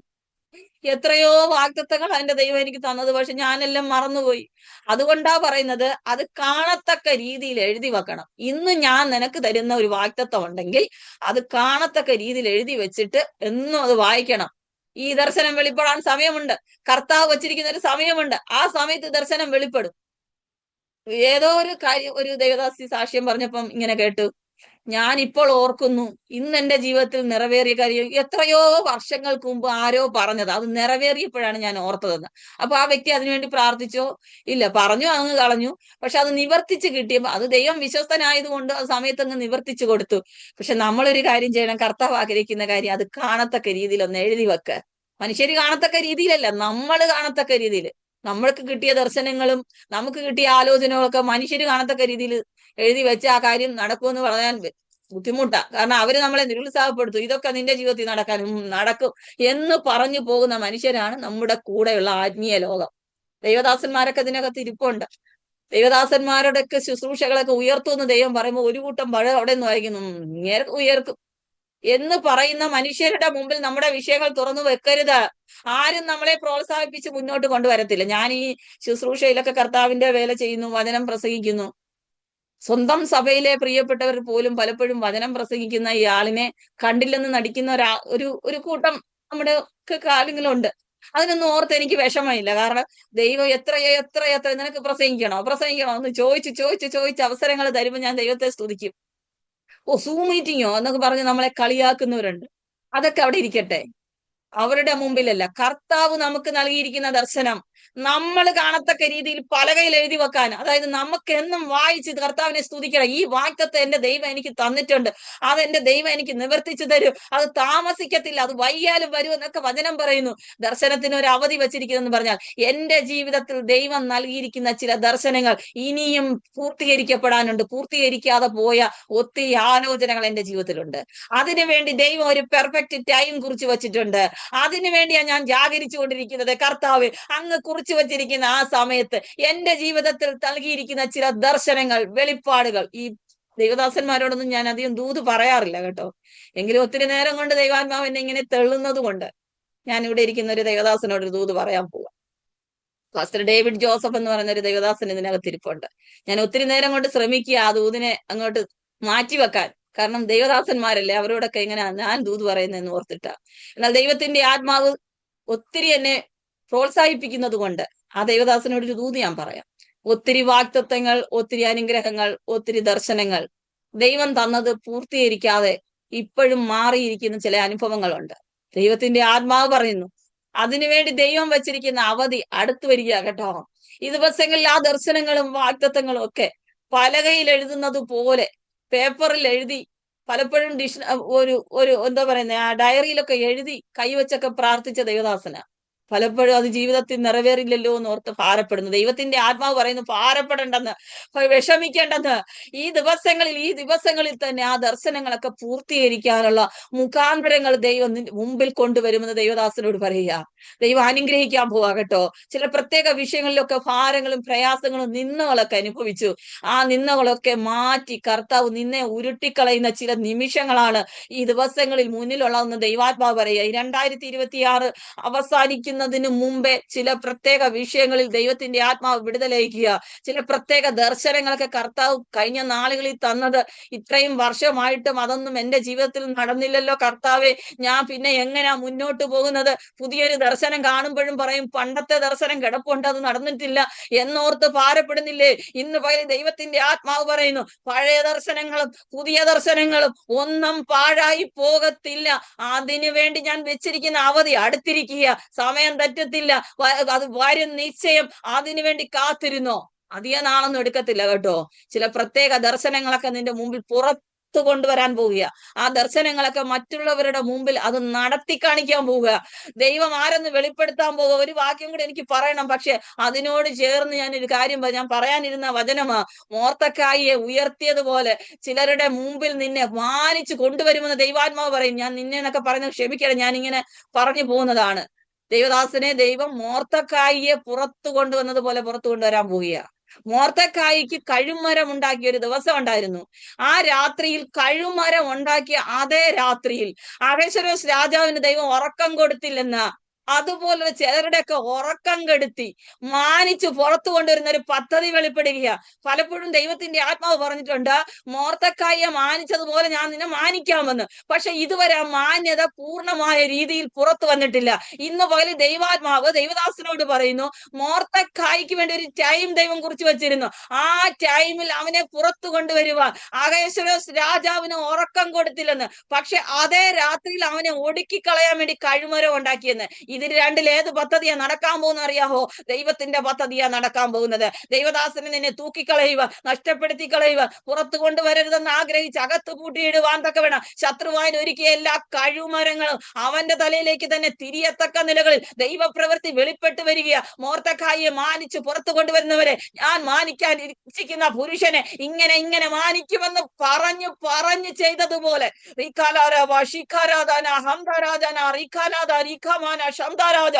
യേശുവിന്റെ നാമത്തിൽ വിടുതലുകൾ വെളിപ്പെട്ട് വരികയാ. ദൈവപ്രവൃത്തി വെളിപ്പെട്ട് വരികയാ. ഞാൻ ബഹുമാനിക്കാൻ ഇരിക്കുന്ന എന്റെ ദാസനെ ഞാൻ ഇങ്ങനെ ബഹുമാനിക്കുമെന്ന് ലോകം കാണത്തക്ക നിലകളിലുള്ള ഒരു ബഹുമാനം വരാൻ പോവുകയും കർത്താവിന്റെ സന്നിധി സമർപ്പിച്ചോ, ദൈവത്തിന്റെ പ്രവൃത്തി വേഗത്തിൽ വെളിപ്പെടും. ഹല്ലേലൂയ. രക്തത്താൽ ജയമെടുക്കുന്നു, രക്തത്താൽ ജയമെടുക്കുന്നു. അവിടെ വായിക്കുന്ന വിശ്വാസത്തോടെ നീ കാത്തിരിക്കണം. അതിന്റെ 3-ാം വാക്യത്തിൽ ഒരു വാക്യം കൂടെ ചേർത്ത് കൂടെ വായിച്ചാല് നമുക്ക് ആ വചനം, നീതിമാനോ വിശ്വാസത്താൽ ജീവിച്ചിരിക്കും. എങ്ങനെയാ നമ്മൾ ഈ ദർശനമൊക്കെ കാത്തിരിക്കുന്ന അറിയാം? വിശ്വാസത്തോടെ. ചിലർ പറയാ ഈ ദർശനമൊക്കെ ദൈവം തന്നിട്ടുണ്ട്, അത് പൂർത്തിയാകുമെന്നൊന്നും പറയാൻ പറ്റത്തില്ല. അങ്ങനെയുള്ള സ്ഥിതിവിശേഷമാണ് എന്റെ ജീവിതം. ഞാൻ കഴിഞ്ഞ ദിവസവും പ്രസംഗിച്ചപ്പോഴും പറഞ്ഞു, എന്റെ ജീവിതത്തിലെ അവസ്ഥകളെ നോക്കിയിട്ട് ദൈവത്തിന്റെ വാഗ്ദത്തങ്ങളുമായി താരതമ്യം ചെയ്ത് പലപ്പോഴും എന്റെ വീട്ടിലെ അവസ്ഥകൾ, എന്റെ ഭവനത്തിലെ അവസ്ഥകൾ, എന്റെ ജീവിതത്തിലെ കാര്യങ്ങൾ നോക്കിയാൽ ദൈവം തന്ന വാഗ്ദത്തം നിറവേറാൻ ഒരു സാധ്യതയുമില്ലെന്ന് പറഞ്ഞ് പലപ്പോഴും ദൈവത്തിന്റെ വാഗ്ദത്തങ്ങളെ അവിശ്വസിച്ചു പോയ നിമിഷങ്ങളുണ്ട്. ഞാൻ പറഞ്ഞത് നിങ്ങൾക്ക് മനസ്സിലായോ? എന്റെ വീട്ടിലെ സാഹചര്യം നോക്കിയാൽ എന്റെ ദൈവം എനിക്ക് തന്നിരിക്കുന്ന, ഞാൻ എന്റെ കാര്യം പറയാം, എന്റെ വീട്ടിലെ സാഹചര്യം നോക്കിയാൽ എന്റെ ദൈവം എനിക്ക് തന്നിരിക്കുന്ന വാഗ്ദത്തങ്ങൾ നിറവേറാൻ ഒരു സാധ്യതയുമില്ല. പക്ഷെ ഞാൻ വിശ്വസിക്കുന്നു, എന്റെ ദൈവമാണ് എന്നോട് പറഞ്ഞത്, അത് നിവർത്തിച്ചു തരാൻ ദൈവം വിശ്വസ്തരാ. എന്റെ വീട്ടിലെ സാഹചര്യങ്ങളൊന്നും ദൈവത്തിന് പ്രശ്നമല്ലെന്ന്, എന്റെ വീട്ടിലെ അവസ്ഥകളൊന്നും ദൈവത്തിന് പ്രശ്നമല്ലെന്ന്, എന്റെ വീട്ടിലെ സാഹചര്യങ്ങളൊന്നും ദൈവത്തിന് പ്രശ്നമല്ല. ഈ നിമ്മി ജോസെ ദൈവദാസിയെ പലപ്പോഴും ആഗ്രഹിച്ചില്ലേ, എന്നോടൊന്ന് ദൈവാലോചന അറിയിക്കണേ എന്നൊക്കെ പ്രാർത്ഥിക്കാറുണ്ടെന്ന് എനിക്കറിയാം. എങ്കിൽ ദൈവാത്മാ പറയുന്നു, വീട്ടിലെ സാഹചര്യങ്ങൾ നോക്കിയാൽ ദൈവം തന്നിരിക്കുന്ന വാഗ്ദത്തങ്ങളൊന്നും നിറവേറാൻ യാതൊരു സാധ്യതകളുമില്ല. എന്നാൽ ആ സാധ്യതകളെ നോക്കി, വീട്ടിനകത്തുള്ള സാധ്യതകളെ അങ്ങോട്ട് മാറ്റി വെച്ചിട്ട് ദൈവം തരാൻ പോകുന്ന അനുഗ്രഹങ്ങളും നന്മകളും വാഗ്ദത്തം ചെയ്യപ്പെട്ട ചില വിഷയങ്ങൾ അതിനെ മുന്നിൽ കൊണ്ടുവരാൻ ദൈവത്തിന്റെ ആത്മാവ് പറയുക. എന്റെ വീട്ടിലെ സാഹചര്യം നോക്കിയാൽ ഇതൊന്നും നിറവേറാനുള്ള ഒരു സാധ്യത, ഇതുവരെ നടന്നതൊന്നും അങ്ങനെയല്ലല്ലോ, ഇതുവരെ നടന്നിട്ടുള്ള കാര്യങ്ങളൊന്നും അങ്ങനെയല്ലല്ലോ, എന്റെ വീട്ടിലെ സാഹചര്യം അനുസരിച്ചിട്ടല്ലല്ലോ ദേവദാസിയുടെ വീട്ടിലെ സാഹചര്യങ്ങൾ അനുസരിച്ചിട്ടല്ലല്ലോ ഇതുവരെ കാര്യങ്ങൾ നടന്നത്. മഹത്വകരമേറിയ കാര്യങ്ങൾ കർത്താവ് ചെയ്തിട്ടുണ്ടെന്ന് ദൈവാത്മാവ് പറയുക. അതുപോലെ ചില വിഷയങ്ങൾ ഇനിയും വിശ്വസിച്ചോ. നിന്റെ ഭവനത്തിലെ സാഹചര്യങ്ങളെക്കാൾ ഉപരി അത് നോക്കിയല്ല ദൈവം പ്രവർത്തിക്കുന്നത്. ഞാൻ നിന്റെ ഹൃദയത്തെ അറിയുന്നു, നിനക്ക് വേണ്ടി അത്ഭുത കാര്യങ്ങളെ പ്രവർത്തിപ്പാൻ ദൈവം വിശ്വസ്തന. ഹല്ലേലൂയ. രക്തത്താർജ്യം. ഒന്ന് രണ്ട് കാര്യങ്ങളൂടെ പറയാൻ എനിക്ക് സമയമുണ്ടല്ലോ, അതുകൂടെ പറഞ്ഞിട്ട് ഞാൻ മറ്റു കാര്യങ്ങളിലേക്ക് പ്രാർത്ഥിച്ച് അവസാനിപ്പിക്കാനാണ് ആഗ്രഹിക്കുന്നത്. സെഫന്യാവിന്റെ പുസ്തകം 1-ാം അധ്യായം 7-ാം വാക്യം നിങ്ങളൊന്ന് വായിച്ച് അവിടെ വായിക്കുന്ന യഹോവയായ കർത്താവിന്റെ സന്നിധി നീ മിണ്ടാതിരിക്കണം. യഹോവയുടെ ദിവസം അടുത്തിരിക്കുക. യഹോവ ഒരു യാഗസദ്യ ഒരുക്കി താൻ ക്ഷണിച്ചവരെ വിശുദ്ധീകരിച്ച്. യാഗസദ്യ എന്നൊക്കെ പറയുമ്പോൾ, സദ്യ എന്നൊക്കെ പറയുമ്പോൾ ഭയങ്കര ഒരു ആഘോഷവും ഒരു മാന്യതയൊക്കെയാ അതിൽ നിന്ന് വെളിപ്പെടുന്നത്. ദൈവം നമ്മളെ മാനിക്കാനുള്ള ഒരു സമയം വരുന്നെന്ന്, അത് വെളിപ്പെടുത്താൻ പോകുന്നെന്ന്. അതുവരെ മിണ്ടാതെ കാത്തിരുന്നോണമെന്ന്. നമ്മൾ മിണ്ടാതിരിക്കത്തില്ലല്ലോ, കാത്തിരിക്കുകയൊക്കെ ചെയ്യും, പക്ഷെ മിണ്ടാതിരിക്കത്തില്ല. നമ്മുടെ ഇങ്ങനെ ഞാനിങ്ങനെ പ്രസംഗിക്കുന്നത് പോലെ ചലിച്ചോണ്ടിരിക്കും. പ്രസംഗിക്കാൻ ദൈവം പറഞ്ഞിട്ടാ പ്രസംഗിക്കുന്നത് കേട്ടോ, പക്ഷെ നമ്മളിങ്ങനെ ചലിച്ചോണ്ടിരിക്കും. എന്താണെന്നറിയാം, ഞാൻ ഇത്രയും കാലമൊക്കെ കാത്തിരുന്ന് മടുത്തെന്ന് പറഞ്ഞ് എന്റെ ഇങ്ങനെ ചലിച്ചുകൊണ്ടിരിക്കുന്നത് കൊണ്ട് പലപ്പോഴും ദൈവത്തിന് ഈ നോക്കിയിട്ട് ഒന്നും പ്രവർത്തിക്കാൻ പറ്റുന്നില്ല. അതുകൊണ്ട് നാക്കടക്കി വെക്കണമെന്നാണ് ദൈവം പറയുന്നത്. മിണ്ടാതെ ദൈവസന്നിധി കാത്തിരുന്നോണം. ദൈവം പറഞ്ഞ വാഗ്ദത്തങ്ങൾ ഒന്നും ഫോഷ്കല്ല കേട്ടോ. ഇനി ഞാനൊരു കാര്യം പറയാം, പ്രവാചകന്മാർ പറഞ്ഞ കാര്യങ്ങളെല്ലാം ശരിയാണെന്നൊന്നും ഞാൻ പറയത്തില്ല, പക്ഷെ ദൈവം നമ്മളോട് എന്തെങ്കിലും പറഞ്ഞിട്ടുണ്ടെങ്കിൽ അത് നടക്കുവേ. ഞാൻ നിങ്ങളോട് പറയുന്ന കാര്യങ്ങളെല്ലാം പെർഫെക്റ്റ് ആയിട്ട് നടക്കുമെന്ന് എനിക്ക് പൂർണ്ണ വിശ്വാസമുണ്ട്. കാരണം ഞാൻ ഇതൊന്നും നേരത്തെ എഴുതിക്കൂട്ടിയൊന്നും കൊണ്ടുവന്നതൊന്നും അല്ല. ഇവിടെ വന്നപ്പോൾ കർത്താവ് എന്റെ വായിൽ കൂടെ സംസാരിച്ചത് അതങ്ങനെ അങ്ങ് പറഞ്ഞെന്നേ ഉള്ളൂ. അതുകൊണ്ട് ഇതൊക്കെ നടക്കുമെന്ന് എനിക്ക് നല്ല ഉറപ്പുണ്ട്. അതുകൊണ്ട് പല കാര്യങ്ങളെ അവിശ്വസിച്ചിരിക്കുന്ന ഒരു കൂട്ടത്തെയാണ് ദൈവത്തിന്റെ ആത്മാവ് കാണുന്നത്. ദൈവം പറയുന്നു ചില കാര്യങ്ങളിലൊക്കെ മിണ്ടാതിരിക്കണം. ദൈവത്തിന്റെ സന്നിധിയിൽ കാത്ത് മിണ്ടാതിരുന്നോണം. ദൈവം ഒരു യാഗസദ്യ ഒരുക്കുക കേട്ടോ. ഒരു സദ്യ ഒരുക്കുക എന്നൊക്കെ പറഞ്ഞാൽ അതൊരു ആഘോഷമല്ലേ, ഒരു സന്തോഷമല്ലേ ബീന സിസ്റ്ററെ? ദൈവത്തിന്റെ ആത്മാവ് ഒരു സന്തോഷത്തിന്റെ അനുഭവത്തിലേക്ക് നിങ്ങളെ കൊണ്ടുവരാൻ ആഗ്രഹിക്കുക. ദൈവം നിങ്ങൾ ജീവിതത്തിൽ ചെയ്യുന്ന പല കാര്യങ്ങളും പല വിഷയങ്ങൾക്കും മറുപടി ഇല്ല എന്ന് ഓർത്താ നിങ്ങൾ ഭാരപ്പെടുന്നത്. പല വിഷയങ്ങൾക്കും മറുപടിയില്ല, പല വിഷയങ്ങൾക്കും ഒരു സന്തോഷം കാണുന്നില്ല. ഏതെങ്കിലും വിധത്തിൽ സന്തോഷിക്കാനുള്ള ഒരു സാഹചര്യം കൂടി വരുമ്പം അതിനിടയിൽ എന്തെങ്കിലും പ്രതിസന്ധി കൊണ്ടുവന്ന് ആ സന്തോഷത്തെ പോലും കെടുത്തിക്കളയുന്ന ഒരു പൈശാചിക ശക്തിയെ ദൈവത്തിന്റെ ആത്മാവ് ഇന്ന് പോലെ അഴിച്ചു മാറ്റുകയാ. ആ ബന്ധനത്തെ കർത്താവ് അഴിച്ചു മാറ്റുക. ഇന്ന് പോലെ എല്ലാവരും ശക്തമായിട്ട് പ്രാർത്ഥിച്ചോ. ഈ ദേവദാസിയാണല്ലോ ഈ പ്രാർത്ഥനയ്ക്ക് ഹോസ്റ്റ് ചെയ്യുന്നതെന്ന് ഞാൻ വിചാരിക്കുന്നു. ഈ ദേവദാസിയാണല്ലോ ഈ പ്രാർത്ഥന ഹോസ്റ്റ് ചെയ്യുന്നത്. ദേവദാസിക്ക് ഒരു അനുഗ്രഹം കിട്ടേണ്ടത് അത്യാവശ്യമാകയാൽ ഇന്ന് പോലെ ദൈവത്തിന്റെ ആത്മാവിൽ ഞാൻ ഈ ദൈവദാസിക്ക് വേണ്ടി പ്രാർത്ഥിക്കാൻ നിങ്ങൾ എല്ലാവരും ഒന്ന് കരങ്ങളെ ഉയർത്തിപ്പിടിച്ചോ. കർത്താവ് ദൈവദാസിയുടെ കുടുംബത്തെ ഒന്ന് തൊടട്ടെ, അവരുടെ രോഗബന്ധനങ്ങളെ അഴിക്കട്ടെ, അവരുടെ ശരീരത്തിലെ ബലഹീനതകളെ മാറ്റട്ടെ. കർത്താവിന് വേണ്ടി എത്രമാത്രം പ്രവർത്തിച്ചാലും അതിന്റെ പിന്നിൽ കുത്തുന്ന ചില ശക്തികളുണ്ട്, ജീവിതത്തിൽ ഭാരപ്പെടുത്തുന്ന ചില അനുഭവങ്ങളുണ്ട്, ചില വാക്കുകളൊക്കെ ഭാരമായി വരിക. നീ ഇത്രയൊക്കെ പ്രാർത്ഥിച്ച് പല കാര്യങ്ങളൊക്കെ ചെയ്തിട്ട് നിന്റെ വിഷയത്തിന് എന്താ വിടുതലില്ലാത്തതെന്ന് ചോദിക്കുന്ന ആത്മീയ കൂട്ടങ്ങളുണ്ട്. അതിന്റെയൊക്കെ നടുവിൽ ഒരു മാന്യത കൊടുത്ത് ഒരു യാഗസത്യം ഒരുക്കി പുറത്തു കൊണ്ടുവരുവാൻ ദൈവം വിശ്വസ്തന. ചില വിഷയങ്ങളിലൊക്കെ നീ മിണ്ടാതിരിക്കണമെന്ന് ദൈവാത്മാവ് പറയുക. ചില വിഷയങ്ങളൊക്കെ ദൈവസന്നിധി കാത്തിരിക്കുന്നുണ്ട്, പക്ഷെ മിണ്ടാതിരിക്കാൻ നിനക്ക് പറ്റുന്നില്ല. ചോദിക്കുന്നവരോടൊക്കെ മറുപടി പറയുന്നുണ്ട്, അതങ്ങ് നിർത്തിക്കോണം. ദൈവത്തിന്റെ ആത്മാവ് പറഞ്ഞ് ചില കാര്യങ്ങളൊക്കെ നീ മിണ്ടാതിരുന്നോ. അവരെന്തെങ്കിലും ചോദിച്ചാൽ നീ മിണ്ടാതിരുന്നോ, മൗനമായിട്ടിരുന്നോ. എന്റെ ദൈവത്തെ നോക്കി ഞാൻ മൗനമായിരിക്കുന്നു ആ ഭക്തൻ പറയുന്നു. അതുപോലെ ഇരുന്നോ. ദൈവം ചില പ്രവൃത്തികൾ അയക്കാൻ പോയി. യേശുവിന്റെ അധികാരമുള്ള നാമത്തിൽ ഈ ദൈവദാസിയുടെ കുടുംബത്തിൽ കർത്താവ് ഒരു പ്രവൃത്തി അയക്കുന്നതിനായി നന്ദിയോടെ സ്തോത്രം ചെയ്യുന്നു. ദൈവത്തിന്റെ ഒരു പ്രവൃത്തി വെളിപ്പെടുന്നതിനായി സ്തോത്രം ചെയ്യുന്നു. ശത്രു ഒരുക്കി കൂട്ടിയിരിക്കുന്ന എല്ലാ കെണികള്, ജീവിതത്തെ കുത്തി നോവിപ്പിക്കുന്ന ചില വിഷയങ്ങള് യേശുവിന്റെ അധികാരമുള്ള നാമത്തിൽ ഇപ്പോൾ ആ വിഷയത്തിൽ ഒരു റിലീസ് ഉണ്ടാകാൻ കൽപ്പിച്ച് ഞങ്ങൾ പ്രാർത്ഥിക്കുന്നു. ദൈവപ്രവൃത്തി വെളിപ്പെടുന്നതിനായി സ്തോത്രം. യേശുവിന്റെ നാമത്തിൽ ജയമെടുക്കുന്നു. ഹാലേലൂയ. റീഖാനാരാവ ഷിയാരാധന ഹന്താരാധന അതരഘടകസ്യ വേദൽക്കമന ഹർത്തൽ പ്രൗഢ റീഖാമാന അതരാജകനം വൈഡൽക്കമന ദീഖാരാജ റീബാരാജ വൈഷാമാന ഹർത്തൽ പ്രൗഢ റീഖമന. യേശുവിന്റെ നാമത്തിൽ ഈ ഭവനത്തിന്റെ മേൽ ദൈവത്തിന്റെ ഒരു പ്രവൃത്തി അയക്കുക. രോഗബന്ധനങ്ങളെ ഞങ്ങൾ അഴിക്കുന്നു കർത്താവേ. യേശുവിന്റെ നാമത്തിൽ കുടുംബത്തിൽ ഒരു ചില പ്രത്യേക വിഷയങ്ങളിൽ അവർ കെട്ടപ്പെട്ടതുപോലെ പലപ്പോഴും ഭാരപ്പെട്ട് ദൈവത്തിന്റെ മുമ്പിലും മനുഷ്യരുടെ മുമ്പിലും ഒരുപോലെ നിന്നാ വിഷയമായി ഹൃദയം തകർന്നവളായി പലപ്പോഴും ഭാരപ്പെട്ട് മുന്നോട്ട് പോകാൻ കഴിയാത്ത അനുഭവത്തിൽ ചില വിഷയങ്ങളിലൊക്കെ മുന്നോട്ട് പോകണമെന്ന് ആഗ്രഹമുണ്ട്. പക്ഷേ മുന്നോട്ട് പോകാൻ ആഗ്രഹിക്കുമ്പോൾ തന്നെ കാലുകളെ വലിച്ച് പിന്നോട്ട് വലിക്കുന്നത് പോലെ പൈശാചിക വ്യാപാരങ്ങൾ കുടുംബത്തിനകത്ത്. ഈ പ്രാർത്ഥന എങ്ങനെയെങ്കിലും നിർത്തുക എന്നുള്ളത് പിശാചിന്റെ വലിയൊരു ഉദ്ദേശമാണ്. പക്ഷെ നീ നിർത്തരുത്. നിന്റെ കുടുംബത്തിൽ ഒരു അനുഗ്രഹം കർത്താവ് വെച്ചിട്ടുണ്ട്. അത് തക്ക സമയത്ത് വെളിപ്പെട്ട് വരുമെന്ന് ദൈവാത്മാവ് പറയുക. പ്രാർത്ഥനയിൽ മുന്നേറിക്കോ. ദൈവശക്തി വ്യാപരിക്കുന്നുണ്ട്. ചില വിഷയങ്ങളിൽ ഈ ദിവസങ്ങളിൽ തന്നെ ചില പ്രത്യേക വിഷയങ്ങളിൽ വിടുതൽ പ്രാപിച്ച് നീ മുന്നോട്ട് വരും. അത്ഭുത സാക്ഷ്യം ഈ യോഗത്തിൽ തന്നെ നീ പ്രസ്താവിച്ച് ദൈവനാമത്തെ മഹത്വപ്പെടുത്തത്തക്ക നിലകളിലുള്ള ഒരു ദൈവത്തിന്റെ പ്രവൃത്തി വെളിപ്പെടുകയാണ്. ഞാൻ വേഗത്തിൽ എന്റെ വാക്കുകളെ അവസാനിപ്പിക്കാൻ പോകുക കേട്ടോ. ദേവദാസിക്ക് ഒരു വിടുതൽ കർത്താവ് അയച്ചിട്ടുണ്ട് കേട്ടോ. വിശ്വാസത്തോടെ പ്രാർത്ഥിച്ചോ. ഞാൻ ഒരു വാക്യം കൂടെ എഴുതി വെച്ചിരുന്നു, പക്ഷെ അത് ദൈവം അനുവദിക്കുമ്പം പറയാം. ദൈവജനം പറയുന്നു, യഹൂദയെ ഞാൻ നിന്റെ സ്ഥിതി മാറ്റുമ്പോൾ നിനക്കൊരു കൊയ്ത്ത് വെച്ചിരിക്കുന്നതെന്ന്. ആ വാക്യം എനിക്ക് പറയണമെന്നുണ്ട്. സ്ഥിതി മാറ്റുമ്പോൾ എന്നൊക്കെ പറയുമ്പോൾ നമ്മളിങ്ങനെ പറയാ നമ്മുടെ സ്ഥിതി മാറ്റുമ്പോൾ. അതിന്റെ ഇംഗ്ലീഷ് നിങ്ങളൊന്ന് വായിച്ചു നോക്കണം. നിന്നിലുള്ള ബദ്ധന്മാരെ ഞാൻ മടക്കി വരുത്തുമ്പോഴെന്ന. നമ്മുടെ കുടുംബത്തിലൊക്കെ ബദ്ധന്മാർ ഒത്തിരി പേരുണ്ടേ. നമ്മുടെ തലമുറകളൊന്നും നമ്മൾ പിടിക്കുന്ന വഴികളിലൊന്നും അല്ലേ. നമ്മുടെ എന്നൊക്കെ പറയുമ്പം ഇവിടെ ഇരിക്കുന്ന ആരോഗ്യ തലമുറകളെ ഓർത്തൊക്കെ ഭാരപ്പെടുന്നുണ്ട്. സഹോദരങ്ങളെ ഓർത്ത് ഭാരപ്പെടുന്നുണ്ട്. കുടുംബത്തിലെ വ്യക്തികളെ ഓർത്തൊക്കെ ഭാരപ്പെടുന്നുണ്ട്. അവരൊന്നും ദൈവസന്നിധിയിൽ ഇല്ലാത്തതിൽ വേദനിക്കുന്നവർ എത്ര പേര് ഇതിനകത്തിരിപ്പുണ്ട്. ദൈവത്തിന്റെ ആത്മാവ് പറയുന്നത് അവരെ മടക്കി വരുത്താൻ പോവുക കേട്ടോ.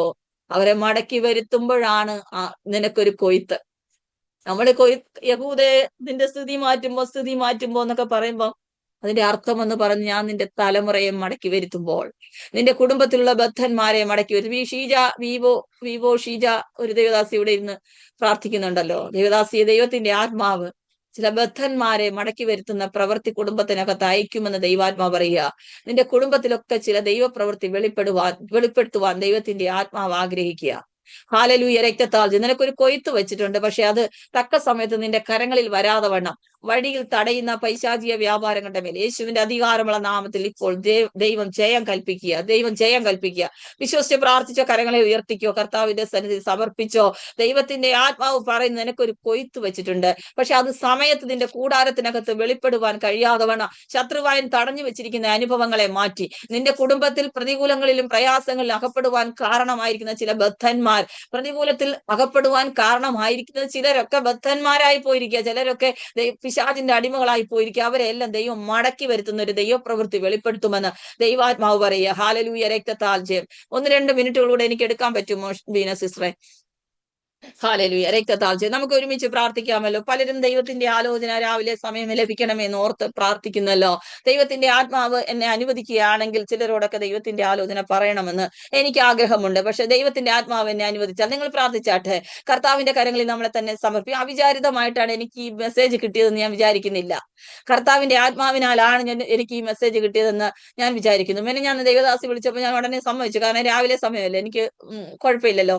ഞാൻ പെട്ടെന്ന് സമ്മതിച്ചു. പിന്നെ ഞാൻ വിചാരിച്ചു കർത്താവ് എത്ര എടുത്തു പിടിച്ച് ഞാൻ ഇങ്ങനെ വേണമെന്ന് പറയണ്ടായിരുന്നല്ലോ എന്നൊക്കെ വിചാരിച്ചു. പക്ഷെ ദൈവത്തിന്റെ ആത്മാവ് എനിക്ക് ഈ വചനം തന്നപ്പോൾ ഞാൻ ദൈവത്തിന് സന്തോഷത്തോടെ സ്തുതിക്കാനിട. ഈ ബിജോയ് ജമ്മു എന്ന് പറയുന്ന ഒരാൾ ഇവിടെ ഇരിപ്പുണ്ടല്ലോ, ദേവദാസനെ.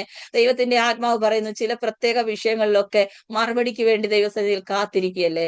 ആ വിഷയങ്ങൾക്കൊക്കെ ദൈവം ഒരു സമയം കുറിച്ചു വെച്ചിട്ടുണ്ട്. ആ സമയത്തെ മാറ്റാൻ ഈ ലോകത്തിലെ ഒരു ശക്തിക്കും കഴിയത്തില്ല, ഒരു വ്യക്തിക്കും കഴിയത്തില്ല. പലപ്പോഴും വ്യക്തികളെ ഓർത്തൊക്കെ ഭാരപ്പെടുന്നില്ലേ. എനിക്ക് കിട്ടേണ്ടെന്ന ചില നന്മകളൊക്കെ, എനിക്ക് കിട്ടേണ്ട ചില വഴികളൊക്കെ ഈ വ്യക്തികൾ എന്നൊക്കെ അതിനെ ഓർത്ത് ഭാരപ്പെടരുത്. ദൈവം വളച്ചതിനെ നേരെയാക്കാൻ ആർക്കും കഴിയത്തില്ല. ദൈവത്തിന്റെ പ്രവൃത്തിയെ വളയ്ക്കാനും ആർക്കും പറ്റത്തില്ല. കാരണം ദൈവം പ്രവർത്തിക്കുന്നതൊക്കെ ഈ ശാശ്വതമാകട്ടോ. അതിനോടൊന്നും കൂട്ടാനും ആരും വരത്തില്ല, ഒന്നും കുറയ്ക്കാനും ആരെ അനുവദിക്കുന്നവനല്ല ദൈവം ആഗ്രഹിക്കുന്ന ചില പ്രത്യേക ഉയർച്ചകളും നന്മകളും അനുഗ്രഹങ്ങളും ദൈവത്തിന്റെ വാഗ്ദത്തങ്ങളും ഒക്കെ മുന്നിലുണ്ട്. അതെല്ലാം എഴുതി വെച്ച് ദിവസങ്ങളിൽ പ്രാർത്ഥിച്ചോ. ദൈവത്തിന്റെ ആത്മാവ് ഷീയാരാധന അതതിന്റെ സമയത്ത് അത് നിവർത്തിച്ചു തന്ന് മാനിച്ച് പുറത്തെടുക്കുമെന്ന് ദൈവാത്മാവ് പറയുക. അതിന് പിന്നിൽ വ്യാപരിക്കുന്ന മാനുഷിക പൈശാചിക മണ്ഡലങ്ങളിൽ നിന്ന് കടന്നു വരുന്ന എല്ലാ പോരുകളും യേശുവിന്റെ അധികാരമുള്ള നാമത്തിൽ നിന്ന് പകലിൽ ശാസിച്ച് അതിന്റെ മേൽ ജയമെടുത്ത് പ്രാർത്ഥിക്കുക. ഹാലേലൂയ. ദാസനെ ഞങ്ങൾ അനുഗ്രഹിക്കുന്ന കർത്താവേ, ദൈവപ്രവൃത്തി വെളിപ്പെടുന്നതിനായി നന്ദിയോടെ സ്തോത്രം ചെയ്യുന്നു. ഹാലേലൂയ. ഷീയാരാധന ഹന്തരാജന ഹസ്തരാജന റീഖൽ പ്രൗഢ റീഖമന ഹസ്തരേ ദിഖൽ പ്രൗഢമാന ഘടകസ്യ യേശുവിന്റെ രക്തത്താൽ രക്തത്താൽ ജയമെടുക്കുന്നു, ജയമെടുക്കുന്നു, ജയമെടുക്കുന്നു, ജയമെടുക്കുന്നു, ജയമെടുക്കുന്നു. കർത്താവ് ഞങ്ങളുടെ പാദപീഠത്തിൽ ഈ പ്രിയപ്പെട്ടവരെല്ലാം ദൈവസന്നിധി സമർപ്പിച്ച് പ്രാർത്ഥിക്കുന്നു. അങ്ങയുടെ നാമത്തിന്റെ മഹത്വത്തിന് വേണ്ടി കുടുംബങ്ങളെ കർത്താവ് ഉപയോഗിക്കണമേ കർത്താവേ.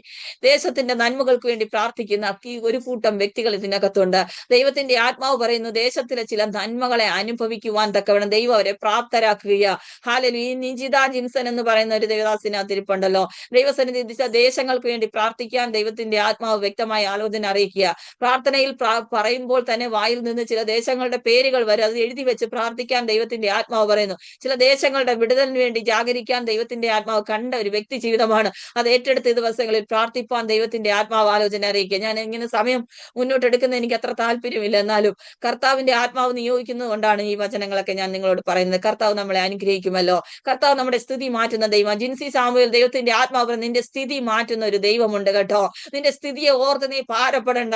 ആ സ്ഥിതികളെ മാറ്റി നിനക്ക് വേണ്ടി ഒരു കൊയ്ത്ത് വെച്ചിരിക്കുന്നെന്ന് ദൈവാത്മാവ് പറയുക. പലപ്പോഴും ഭാരങ്ങളും പ്രയാസങ്ങളും കൊണ്ടുവന്ന് ജീവിതത്തെ മൂടി പ്രാർത്ഥിച്ചിട്ടും വിടുതലില്ലെന്ന് ഓർക്കുന്ന ചില വിഷയങ്ങളുണ്ടല്ലോ. വിഷയങ്ങളൊക്കെ ഇനി ഇതിന്റെ ഞാൻ ഇനി പ്രാർത്ഥിക്കുന്നില്ലെന്ന് പറഞ്ഞ് മാറ്റിവെച്ച ചില വിഷയങ്ങളൊക്കെ ഉണ്ട്. ദൈവത്തിന്റെ ആത്മാവ് പറയുന്ന അങ്ങനെ മാറ്റിവെച്ച ചില വിഷയങ്ങളെ പിന്നെയും പുറത്തെടുത്ത് കൊണ്ടുവന്ന് പ്രാർത്ഥിക്കാൻ, ആ വിഷയങ്ങളുടെ മേൽ എന്റെ ആത്മാവ് പ്രവർത്തിക്കാൻ സമയമായെന്ന് ദൈവാത്മാവ് പറയുക. ഹാലേലൂയ. രക്തത്താൽ നിന്റെ സ്ഥിതികളെ മാറ്റുന്ന ദൈവമാ. പലരും വാക്കുകൾ കൊണ്ടും പ്രവൃത്തികൾ കൊണ്ടും നിന്നെ മുഷിപ്പിച്ച് വേദനിപ്പിച്ച് പലരുടെ മുമ്പിൽ നിന്നെ കൂട്ടിച്ചേർക്കാതെ മാറ്റി നിർത്തുന്ന അനുഭവങ്ങളൊക്കെ ഉണ്ട്. അവരുടെ മുമ്പിൽ നിന്നെ മാനിച്ച് പുറത്തു കൊണ്ടുവന്ന് ഇവളും ഞങ്ങളെ കൂടെ വേണമെന്ന് പറഞ്ഞ് നിന്നെ ചേർത്ത് പിടിക്കുന്ന അനുഭവങ്ങളിലേക്ക് നിന്നെ കൊണ്ടുവരുമെന്ന് ദൈവത്തിന്റെ ആത്മാവ് പറയുക. ഹാലലൂയ. രക്തത്താൽ ചെയ്യും. ദൈവത്തെ നമുക്ക് സ്തുതിക്കാം. ദൈവം നമ്മളോട് സംസാരിച്ചതിനാ നമുക്ക് ദൈവത്തെ വാഴ്ത്താം. കർത്താവെ, ഇന്ന് പകൽ ഞങ്ങളുടെ പാദപീഠത്തിൽ അടിയനെ സമ്പൂർണ്ണമായി താഴ്ത്തി സമർപ്പിക്കുന്നു. ഈ കൂട്ടത്തെ കർത്താവ് അനുഗ്രഹിക്കണമേ. തുടക്കം മുതൽ ഇതുവരെ ദൈവ സാന്നിധ്യത്താൽ നിറച്ചതിനായി സ്തോത്രം. ഈ മീറ്റിംഗിൽ ലീഡ് ചെയ്ത ദൈവദാസനെ ഞങ്ങൾ അനുഗ്രഹിച്ചു പ്രാർത്ഥിക്കുന്നു.